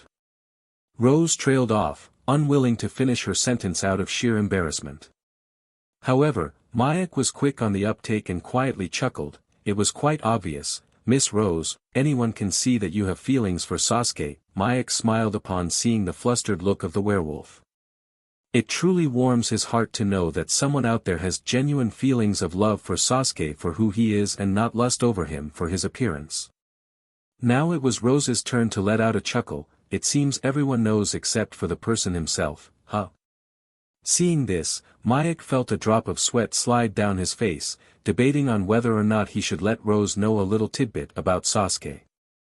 However, the decision was made for him as Mayaka's will crumbled when he saw the depressed look on Rose's face. Whether this was the right thing to do or not will have to come after. Actually, I believe Sasuke is already aware of your feelings for him, Mayak revealed, causing Rose to look at him in shock. You may not know him as well as I do, but Sasuke is the most perceptive mortal I've ever known thus far in my life here in the lower world. He is capable of noticing even the most minute details with terrifying precision. It was how he is able to pick up on everyone's moods so well. But if he already knows, then why hasn't he said anything? Rose asked, feeling a little hurt and confused. I believe you already know why, Miss Rose. Rose said nothing, as she did indeed know why Sasuke never engaged with her in a romantic sense. He is not interested in forming a romantic relationship. She first thought that he was like her, perhaps had been in one too many relationships that wasn't meant to be. But as time moved on, she started to believe that there was more to it than that. It was almost as if there was something holding him back from opening up to the idea of romance. Lord Mayak, if you don't mind me asking, but do you know why Sasuke is so against entering into a relationship? Mayak thought about it. He did in fact ask Sasuke about this once upon a time, but the answer he gave cannot be repeated to those who aren't privy to the truth of his existence. Instead, he decided to use the cover story Sasuke made up that held some truth in case someone was really insistent on knowing and there would be no other choice other than to answer. He said something about burdens and responsibilities, Mayak answered, recalling the words and phrases that Sasuke had mentioned. Sasuke isn't particularly open about this topic, but it all comes down to his special bloodline.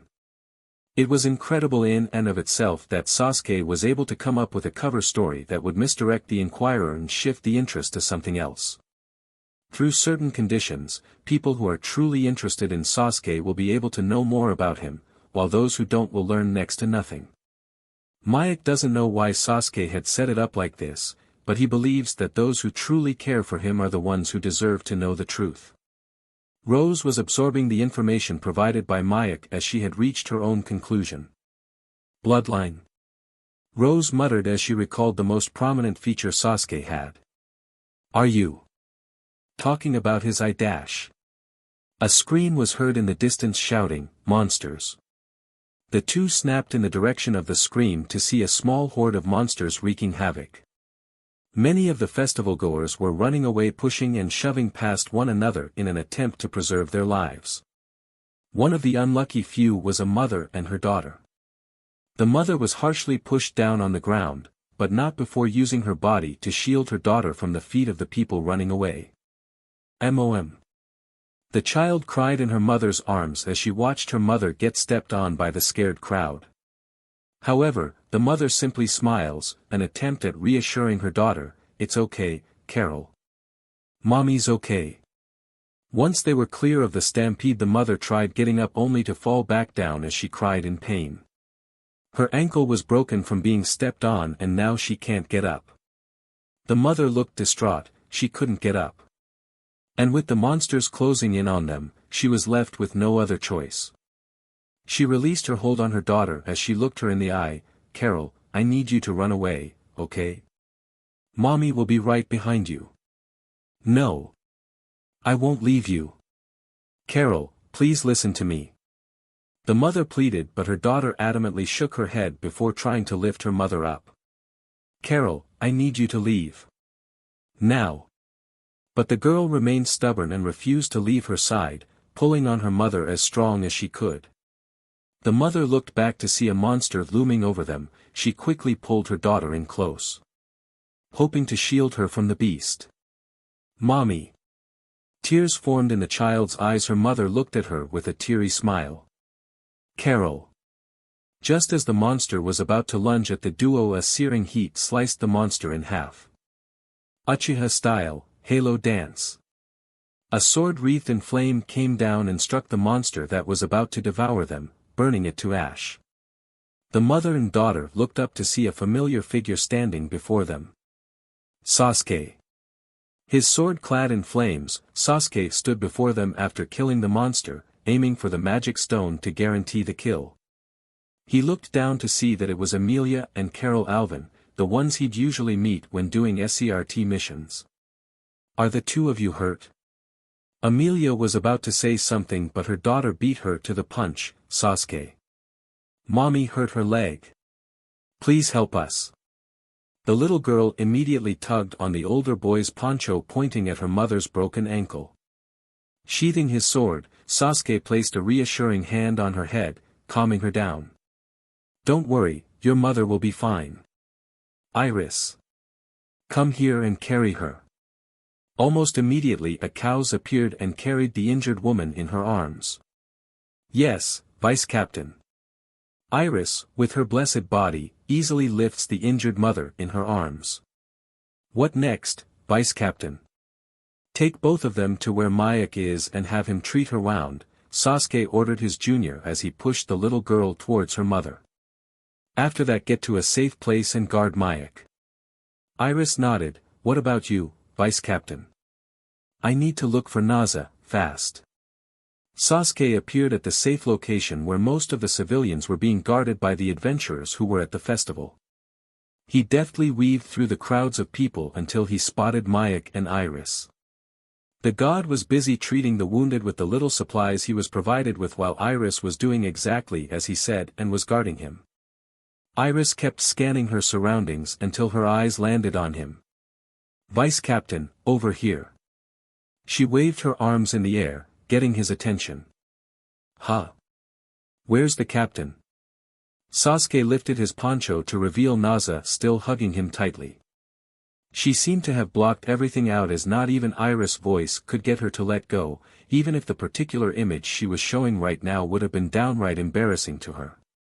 She hasn't let go of me since I saved her, Sasuke informed as he gave Naza a gentle nudge to which she responded by hugging him tighter. Can you get Mayak for a moment? Maybe he can deal with this. Iris simply nodded, staring at Naza for another moment before turning to inform Mayak of their arrival. Mayak turned to see Iris pointing toward Sasuke and Naza. Mayak quickly finished treating his current patient before approaching Sasuke. Sasuke. Naza. Thank goodness you're both alright. I appreciate the concern, but can you first deal with Naza? He pointed to the Chiantrope. She won't let go of me. It's strong to move around like this. Mayak placed his hand on her and tried to get her off him. Naza. It's alright, you're safe now. There's no more monsters around. However, that didn't work as she proceeded to hug Sasuke tighter again. Mayak looked bewildered as this was the first time he'd ever seen Naza act like this. Is it because of her fear of monsters had abruptly resurfaced and now she's in shock? Upon closer inspection it appears so, she seems to be mentally blocking out her surroundings and is using Sasuke as a sort of security blanket. After informing everyone of this, Sasuke just groaned as he once again tried to pry her off. He didn't want to force it as she might end up panicking because of it. Mayak mentioned that she might have been in shock. So, if she gave him an even bigger shock, would that snap her out of it? Only one way to find out. Sasuke leaned his head down and whispered something into her ear. Naza began to shudder as she suddenly looked up, coming face to face with Sasuke. Their faces were so close that their lips were centimeters apart. Why do you always react whenever I try to embarrass you? Naza looked around in a daze to see that she was surrounded by Mayak and Iris, who were both looking at her with concern. What? What happened? Naza asked, confused by the whole situation. She then noticed that she was holding on to Sasuke and suddenly let go. Ah! What? What's going on? Trauma happened. Sasuke mentally answered as he dusted himself off. You were in shock, Naza, Mayak explained as he approached her once he saw that she was lucid enough to speak. You were, actually what happened, Sasuke? Everyone turned to Sasuke, seeing as he was the only one who most likely knew what happened. After a brief explanation, Naza was seated down to recover with Iris looking after her while Mayak and Sasuke conversed. I think there are more monsters loose, Sasuke informed Mayak as he looked back at the city. I spotted a few but ignored them cause I was focused on looking for Naza. I see, Mayak let out a hum.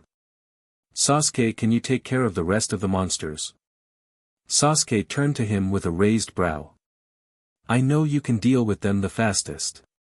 Can you do it? There could be other people who might need help. Sasuke sighed, deliberating for a moment before agreeing. The monsters were a threat that shouldn't be allowed to be left alone. Fine. I'll do it. He looked around to check if anyone was listening in on them before whispering. I'll leave a clone to shadow you guys while I'm away. And with his piece said, Sasuke left to hunt down the monsters still roaming around. Sasuke landed on the top of a building that overlooked a large portion of the city. With his Sharingan active, he scanned the city for monsters. While Mayek said to help and eliminate the monsters, it seems that the adventurers finally got their SHT together and started to mobilize, relieving him from that duty. Just as he was about to leave, he spotted a large plant monster sprouting from the distance and was engaged in a battle with 3 adventurers. Sasuke did not recognize the monster despite having gone as far down as the 50th floor. An unknown monster sprouting literally from nowhere, and from the looks of it, is quite strong, seeing as the 3 adventurers, whom he estimated to be at least level 5, were having a difficult time. Wasting no time, Sasuke quickly made his way to the battle just in time to see the plant monster lashing out its vines toward an elven mage. Sasuke changed course and headed straight for the elf. The elf saw the incoming vines and braced herself, knowing that she wouldn't be able to dodge or get away in time. She cursed her weakness as she waited for the vines to hit her. But before they could, she was saved by a black blur. You okay? Filia was gently placed down as her savior asked for her condition. Looking at her savior, her tongue got caught in her throat as she was met face to face with a very handsome man. He looks like he's a main character from those romance novels, Filia thought as she took in his facial features before chiding herself as this was not the time to be doing that. She'll have more time to do that later. Why, yes. Thank you for saving me, Filia thanked her savior. However, before they could continue any further, Filia was reminded of the current threat. The plant-like monster was an unknown, and if left unchecked, who knows what kind of chaos it will cause. Her 2 familiar members, the twin Amazons that she was with, were busy dealing blows on the body, but it didn't appear to be very effective. You better get out of here, it's not safe, Sasuke said as he stood up and drew his sword, ready to face down the monster. But what about you? Filia exclaimed in worry. Don't worry, I'm plenty strong. Just worry about yourself. Having been constantly saved, Filia has always wondered if she was ever needed. Is she just a bother to everyone around her? She clenched her fist in anger, biting her lip as she cursed her own weakness. Before he could do anything else, she saw another person enter her periphery. Filia's eyes widened when she saw her idol in her familia, Ace Wallenstein, joining the battle. Her sword flashed as it managed to cut through the monster's thick skin, dealing noticeable damage. Hurt, the plant monster began lashing out violently, forcing Ace to retreat to avoid getting hurt. Sasuke stood by. With the addition of the sword princess, the tide of battle is changing. If she could deal with the monster without his assistance, then it'll be the best option for him, as he won't need to risk showing his strength. He glanced at the elf beside him. Her eyes watched over the battle with laser focus. Her body language showed that she wanted to help but was restraining herself. She's emitting the same feeling he feels whenever he's with Belle and the others, but is most similar to Belle in terms of feeling. She's a protagonist, Sasuke concluded. The feeling was uncanny that it was almost scary. She must be the protagonist of the spin-off anime. Sasuke glanced at the worried look on her face as she continued to watch over her friends fighting. Her hands gripping her staff as she bit her lip, typical protagonist signs that say that she wants to help her friends. You want to help them, right? Sasuke suddenly said, getting her attention. This may lead to some more troublesome things that will come his way in the future, but he couldn't really deny this child a chance to grow. Back on Earth, he never really got the chance to grow properly and ended up lacking in many areas that could have been solved if he was given proper care. He might be projecting a bit, but he believes that this is the right thing to do. You are a mage, right? Then prepare a spell that could help your friends. Sasuke said as he stepped forward and stood in front of her. Don't worry about a thing. I'll protect you, so just focus on what you can do. Sasuke looked back. I believe in you.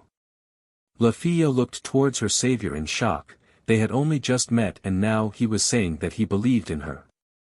A complete stranger. What if she messes up and makes things worse?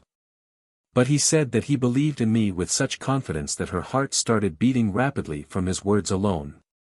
Her body started being filled with confidence as she gained a newfound sense of determination. Then I'll trust you. Filia raised her staff and began chanting her spell. Harbinger of the end, the white snow. As soon as she started chanting, the plant monster immediately set its sights on Filia as soon as she started chanting. Ignoring the three adventurers it had been facing, it let loose its vines aimed right at the elf. Filia. The short-haired Amazon called out. Both of you get out of there. The long-haired Amazon yelled out. Ace watched as the vines were rapidly approaching the two. She used her magic and made her way to them. Wind enveloped her body as she brandished her already brittle sword trying to intercept the attack. But what she saw next surprised her and everyone else. The black-haired swordsman raised his sword as electricity began crackling, covering his entire blade, and lighting it aglow. No chant. Ace muttered in surprise as the man conjured the lightning without even making a sound. Blow with the wind before the twilight. Filia continued her chant, placing her faith in this complete stranger. A trust to which Sasuke reciprocated in kind. Raising his sword he swung at speeds impossible for the level 3 Filia to track with her eyes. For the 3 level 5s however, his sword swings were a complete blur that they could barely track. With each swing of his sword, Sasuke severed its vines causing the plant monster to roar in pain. Closing light, the freezing land. As the monster was recovering from its injuries, the trio from before did not stay idle and started attacking the monster again. The Amazons stuck the monster with their fist which brought little damage to it. Ace's sword strike however was the only thing that was proven to be effective, but judging from the blade's durability it wouldn't last another strike, so she needed to time it right and wait for the right opportunity to use it. Filia, who was focusing her on her chanting, finally uttered the final line of her spell. Blizzard, the 3 severe winters, my name is Alf. Swngng her staff forward, she pointed it at the plant monster and intoned. Wind Fimbulvatra. The temperature in the air suddenly dropped as crystals of ice suddenly formed from the fairy singing her song. The magic that she had been building up suddenly shot towards the monster, rapidly encasing the beast in ice, trapping it in a frozen prison. Seeing this opportunity, Ace began charging at the frozen monster, followed by the twin Amazons, and as one, stuck down the monster. The ice cracked before it exploded in a shower of icy particles, with the monster dead, leaving behind its magic stone. Filia exhaled, the realization of what she'd done just suddenly settling in. Congratulations. Filia jumped when she heard her savior congratulate her. She turned to see the handsome man smiling at her, which caused her to blush as she realized that now was the first time they were talking properly, the conversation when he saved her notwithstanding. Thank you. Filia thanked him, giving a meek bow. If it wasn't for you I dash. Hey, Filia. The elf mage was cut off when both of them turned their heads to the source of who called. And you too, cool guy. You both did great. Awesome job. The short-haired Amazon suddenly jumped in the middle of them and faced Sasuke. Hey. Who are you? How blunt, Sasuke thought as he introduced himself. Sasuke Uchiha, Mayak Familia. Nice to meet cha. I'm Tiona Hirut. The short-haired Amazon introduced herself as her longer-haired twin approached them. And that's my twin sister, Tioni Hirut. Hey, Tioni simply gave a casual wave. Filia suddenly approached him. My name is Filia Voridis and thank you again for saving me. No problem, actually, Sasuke suddenly bowed lightly, surprising the trio. I apologize for suddenly touching you. It's not a problem. I don't really mind. You saved me after all. Yeah. Don't sweat the small stuff, Tioni suddenly appeared and lightly slapped his back. Ah, and I ran all the way here for nothing. Sasuke turned to see the goddess Loki approaching them with the sword princess by her side. Goddess Loki, Sasuke said as they approached. What's up good looking, dot. Loki greeted with a cheerful smile. Sasuke blinked, temporarily befuddled by how he was greeted while Ace took a good look at him, a gleam of familiarity shone in her eyes. You are. Ace trailed off as Loki addressed him again. So tall, dark, and handsome, what's your name and where you from?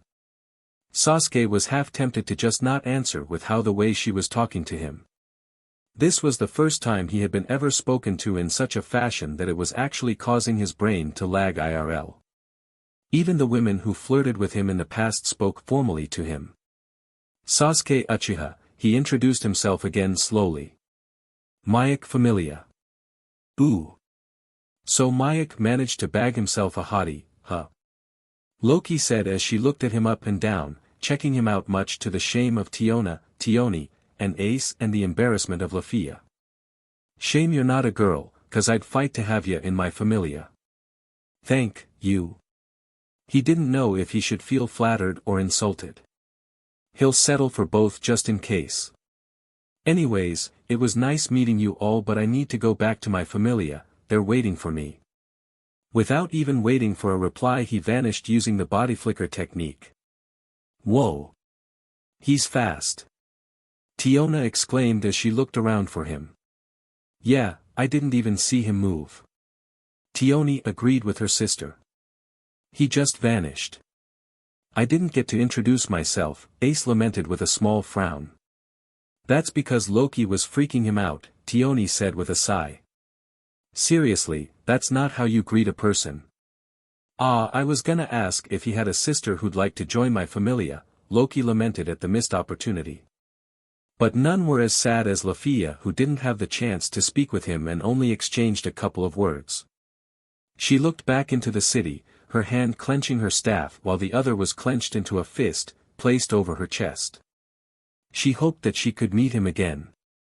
The entire day of Monster Filia was a mess. The Ganesa familia would have been held responsible for the entire matter if it wasn't for the fact that there was definitive proof that someone tampered with the caged monsters. The details of the incident weren't revealed, only stating that someone who wasn't part of the Ganesa familia was the one responsible. However, details pertaining to the incident were kept private for certain reasons that cannot be disclosed. Thankfully no one was seriously hurt by this incident but the festival was cancelled regardless for everyone's safety, which left every festival goer to return to their homes and rest for the remainder of the day. How is she? She's doing good. A lot better than before anyways. Sasuke and Mayak were both sitting in the dining room after Sasuke had come back home after dealing with the remaining monsters that some of the adventurers might have missed. It was already nighttime, the sun had set a while ago and the two men were discussing matters that happened today. A giant plant-like monster? Mayak asked, surprised to hear about the monster's existence. And you fought it with the like familia? I didn't really fight it, Sasuke corrected. I just defended one of their members until they finished casting their spell and the rest finished it off. Mayak rubbed his chin, absorbing the information. Did see anything out of the ordinary when you fought it? It dropped a weird magic stone that I've never seen before. Sasuke then proceeded to describe what it looked like, and after a while, Mayak looked stumped. What should we do? Mayak muttered quietly. Nothing. Huh? Mayak suddenly looked up to see Sasuke looking at him with a blank look on his face. What do you mean? You know what I mean, Mayak. Whatever happened today had nothing to do with us. Mayak raised a brow at his child's words. Are you saying we just ignore the unknown plant monster? If I'm being perfectly honest, yes. Sasuke then sighed before leaning back on his chair. We're a small familia, Mayak, and we can't really contribute much even if we were to get involved. Besides, I get the feeling that the Loki familia will handle the matters of the monster anyways. Sasuke then looked up. And we also have our own set of problems to worry about. Mainly, our traumatized captain who's suffering from PTSD. Mayak grunted, agreeing to that fact. I've been getting involved in a lot of attention-grabbing events lately when I prefer to remain in anonymity. Yes, you're right, Sasuke, Mayak confessed, rubbing his head. It's just, when I saw the amount of people that got hurt I just couldn't sit still. Sasuke nodded in understanding. I understand, Mayak. As a god of healing it is in your nature to heal those who are wounded, and the appearance of those monsters might have triggered your instincts to prevent them from getting hurt by involving yourself, which in turn would involve the Familia, in stopping the source of what's causing everyone to suffer injuries. By stopping the source you will in turn be healing them, in a way fulfilling your godly nature. Am I right? Now I can understand when Naza mentions that your analytical powers are scary, Mayak muttered under his breath. But his child was nonetheless correct. As the god who's closely tied to healing and saving lives, it is indeed in his nature to help those who are hurt. This impulse is what guides his decisions. Thankfully Sasuke managed to point it out before he could get too far. Thank you for convincing me, Sasuke. I don't what came over me. It's probably because of me, Sasuke said, rubbing his chin. You know my real strength and thus instinctively thought of using me. It's like when a powerless person wouldn't be able to help someone who's in trouble because they're weak, but if they're strong they do it without hesitation. It's because you have a powerhouse like me that you can confidently say those things. Scary indeed, Naza. Mayak thought with a wry smile, before noticing Iris' presence as she entered the room. Iris. How is she? Mayak greeted her third child as she took a seat next to Sasuke before letting out a sigh. She's fine, Lord Mayak. Just a little tired. Iris explained, her shoulders slumped. Iris was in charge of tending to Naza since both Sasuke and Mayak were boys. In the past, Mayak would have been the one to take care of Naza, but ever since another girl joined, it would have made more sense to have a fellow girl tend to her needs. I tried getting her to eat but she said that she was too tired and just wanted to rest. Is that so? Mayak was sad to hear that. This was the first time in a long time that anything had triggered Naza's fears, and couldn't do anything about it. Sasuke observed everyone's mood and calculated in his head how to proceed. The morale in the Familia has reached rock bottom in just a single day. Mayak he could understand and had already lightened his mood a little bit, but his concern right now is Naza's condition.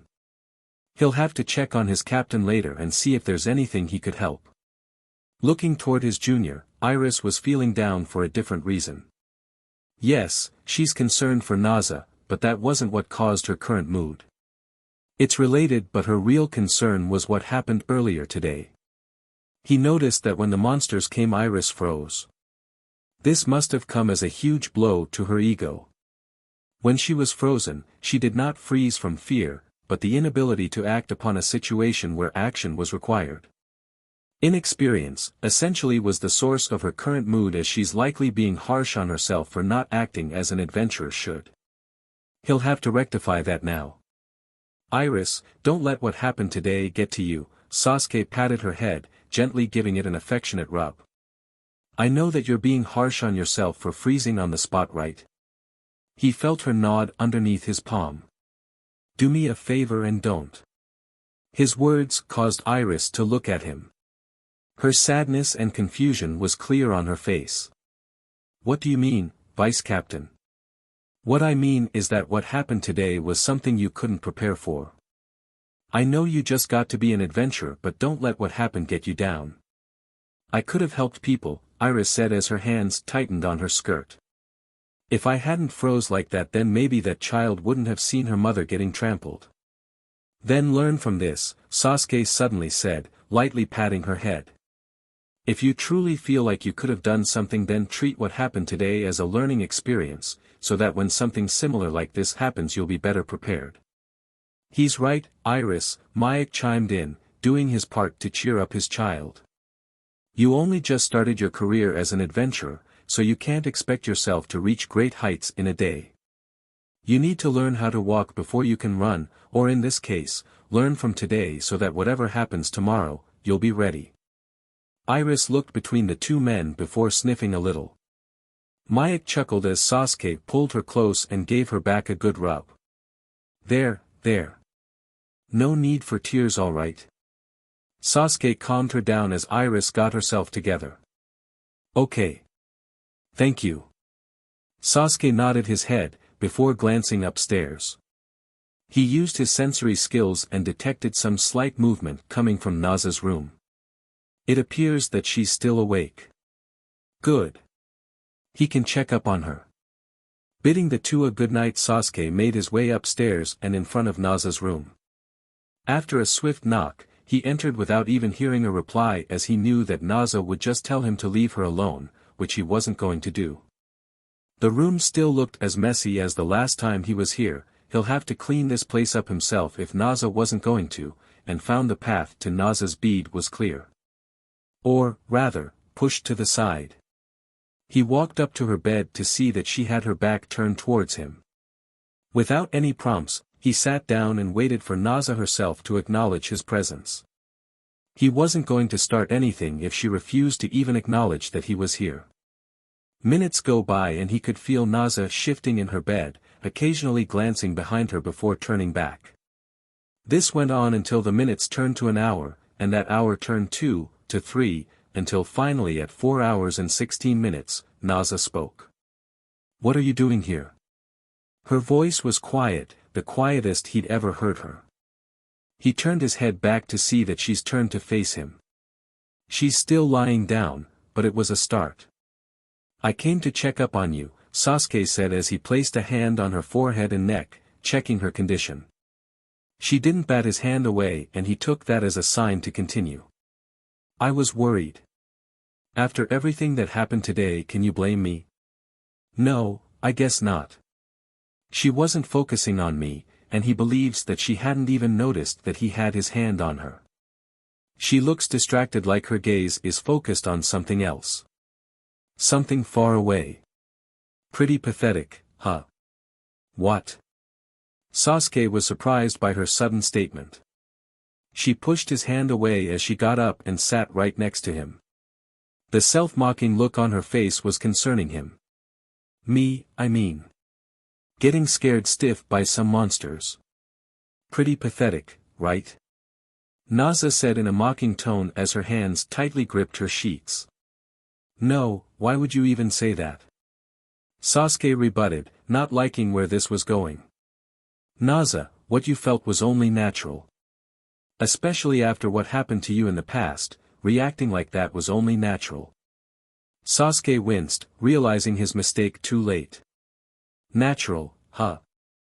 Naza repeated. The light in her eyes grew dim. "I guess you're right.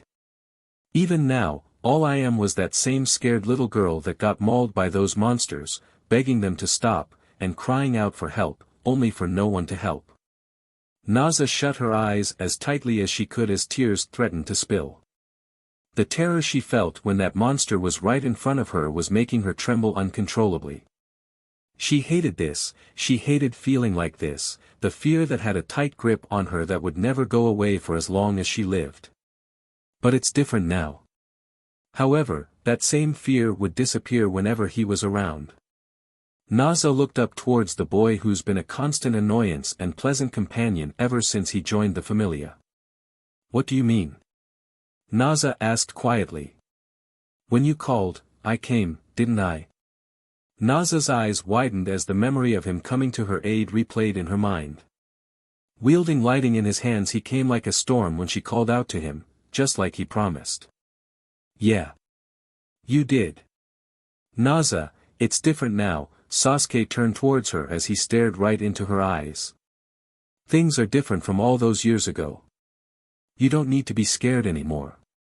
"No, you never have to be scared, because I'm here. Plus ultra." Jokes that no one in this world will ever get aside, Sasuke hoped that his words were getting to her. He really didn't want Naza to remain like this, or for her condition to worsen. He had one move avenue to try out if this fails. His Sharingan flared for a brief moment before disappearing. He could remove the memory of what happened or even alter it to make it less damaging to her psyche. He didn't know if this would help since curing mental traumas with the Sharingan isn't something he has knowledge about. He remembers from skimming through his predecessor's memories that Genjutsu has plenty of uses for subterfuge. Like obtaining memories from your target, tricking an enemy into seeing hallucinations, or the one that caught his attention by how absurd and practical it was. Increases the senses of a target to heighten their feelings of arousal or SXL acts. Mainly used by Kunoichi by the way. He thought it absurd at first until he saw that, yes, that would make sense in a ninja world.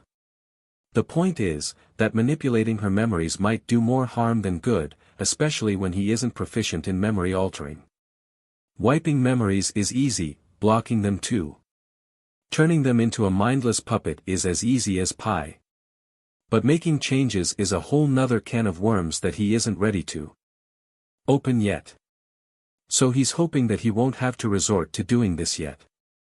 Naza's mind replayed the time Sasuke had saved him and the feeling of security she felt from him. A feeling that she could conquer her fears if he were to stay by her side. Her eyes regained the light in them as she turned to address Sasuke. Yeah, you're right. You came. You came for me. Sasuke idly noted that if this was said to him back on Earth, he would have busted out laughing at how the internet corrupted the simple word, come. I remember, when you saved me, I felt safe, Naza confessed, scooting closer to Sasuke until their arms were touching. She tried searching for the feeling again and immediately found it. She smiled as she leaned her head on his shoulder.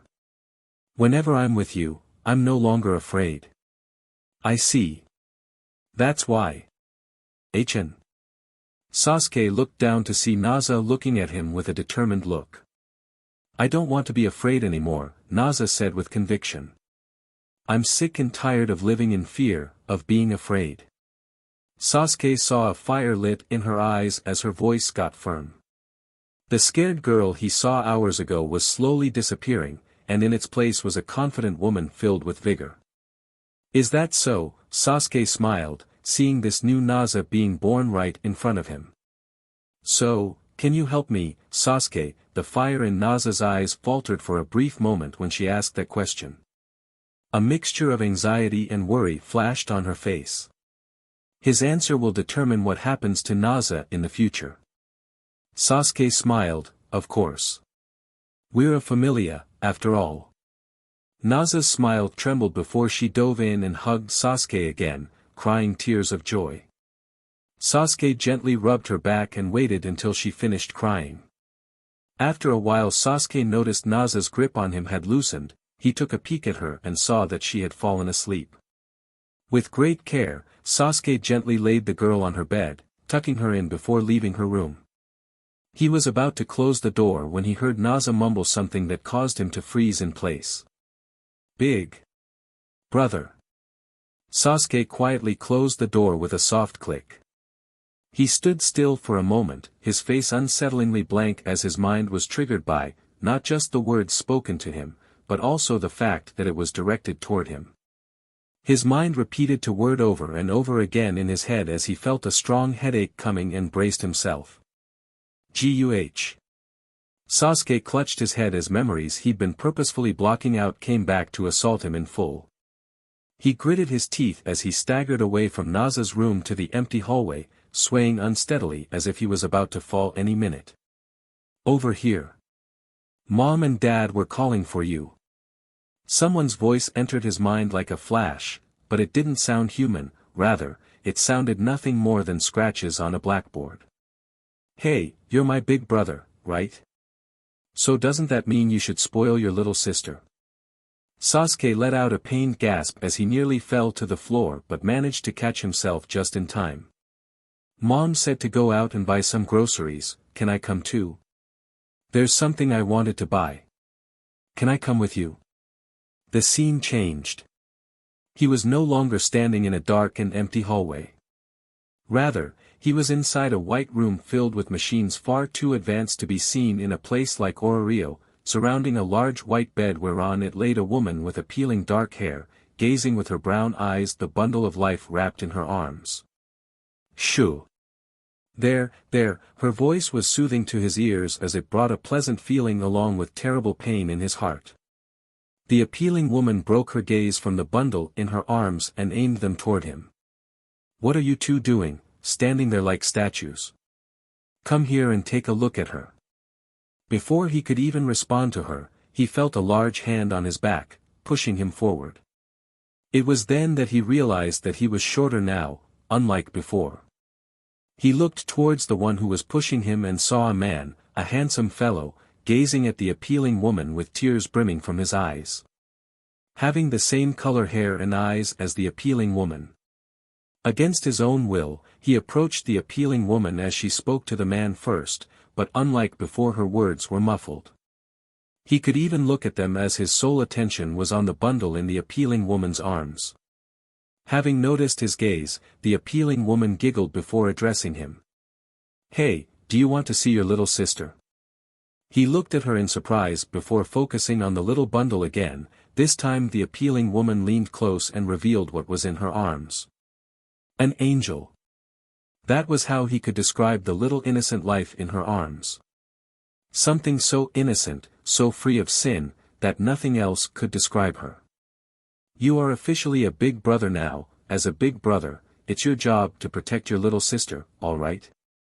Once again, his body moved on its own, opening his mouth as he said. Okay, Mom.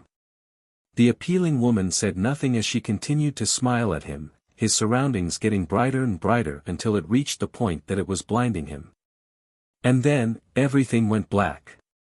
Finally, after what seemed to be an eternity, the headache subsided and voices disappeared as Sasuke returned back to reality. He regained his balance, standing up straight as he took a deep breath to calm him down. He looked to the window next to him that showed his reflection. His Sharingan was active. It must have activated on its own in response to his little episode. Sasuke turned to face his reflection as he gazed into the Sharingan before. Sasuke returned to his room, going to bed as he managed to keep distracted, for the moment.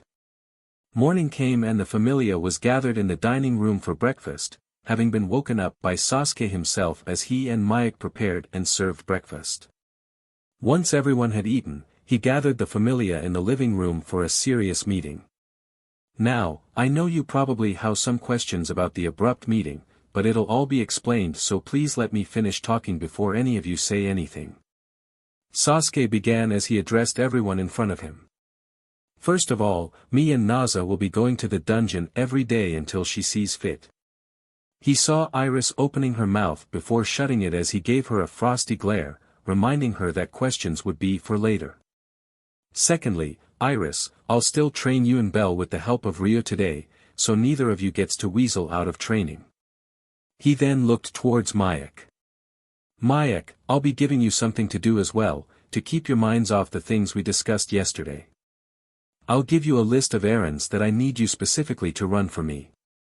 I've already done most of the heavy lifting, all you need to do is just collect them. Alright, you may now ask your questions. Raise your hand when asking, Sasuke declared as he waited for one of them to ask. Iris was the first to raise their hand. Iris, ask away. You said that me and Belle will still be training, Iris asked with a little apprehension. But you also said that you'll be going with the captain in the dungeon. Am I not going into the dungeon today? A valid question. Sasuke had always been with Iris whenever she would dive into the dungeon. Mainly to watch her progress and assess her current skill level. Sasuke shook his head. No, you'll still be going. In fact, you'll be partying with Belle for the foreseeable future. Iris looked like she had more questions, so Sasuke elaborated. Since both of you are level 1 and started your careers as adventurers relatively close to one another. It also teaches both of you how to work together with both your stats being roughly the same. However, this is based on my assumption of Belle's current progress. It'll also help strengthen the relations between the Mayek and Hestia Familia. Iris nodded her head, lowering her hand. Naza was the next to raise their hand. Sasuke, about us going into the dungeon, does it have anything to do with the... She glanced at the other nervously. Thing we talked about last night? Yes. And before you ask, no, I didn't tell anyone what we talked about. Sasuke cut her off before reassuring her. I felt that the topic was something you should share in person rather than it coming from me. If you want, tell them, it'll be easier for the both of us if they know what we're doing. What is he talking about, Naza? Naza nervously looked at Mayek and Iris, who were looking questioningly at her. Curious about what the two of them were discussing. Naza cast a glance at Sasuke, seeing her nervousness, Sasuke reassured her with a firm nod. Seeing this, Naza took a deep breath before facing the two and started explaining what she wanted to do and asked Sasuke for his help. After her explanation, Mayek smiled. This one seemed to be filled with happiness and a sense of relief, seeing her child taking the necessary steps to recovery. It brought a feeling he had felt back in the old days before the tragedy.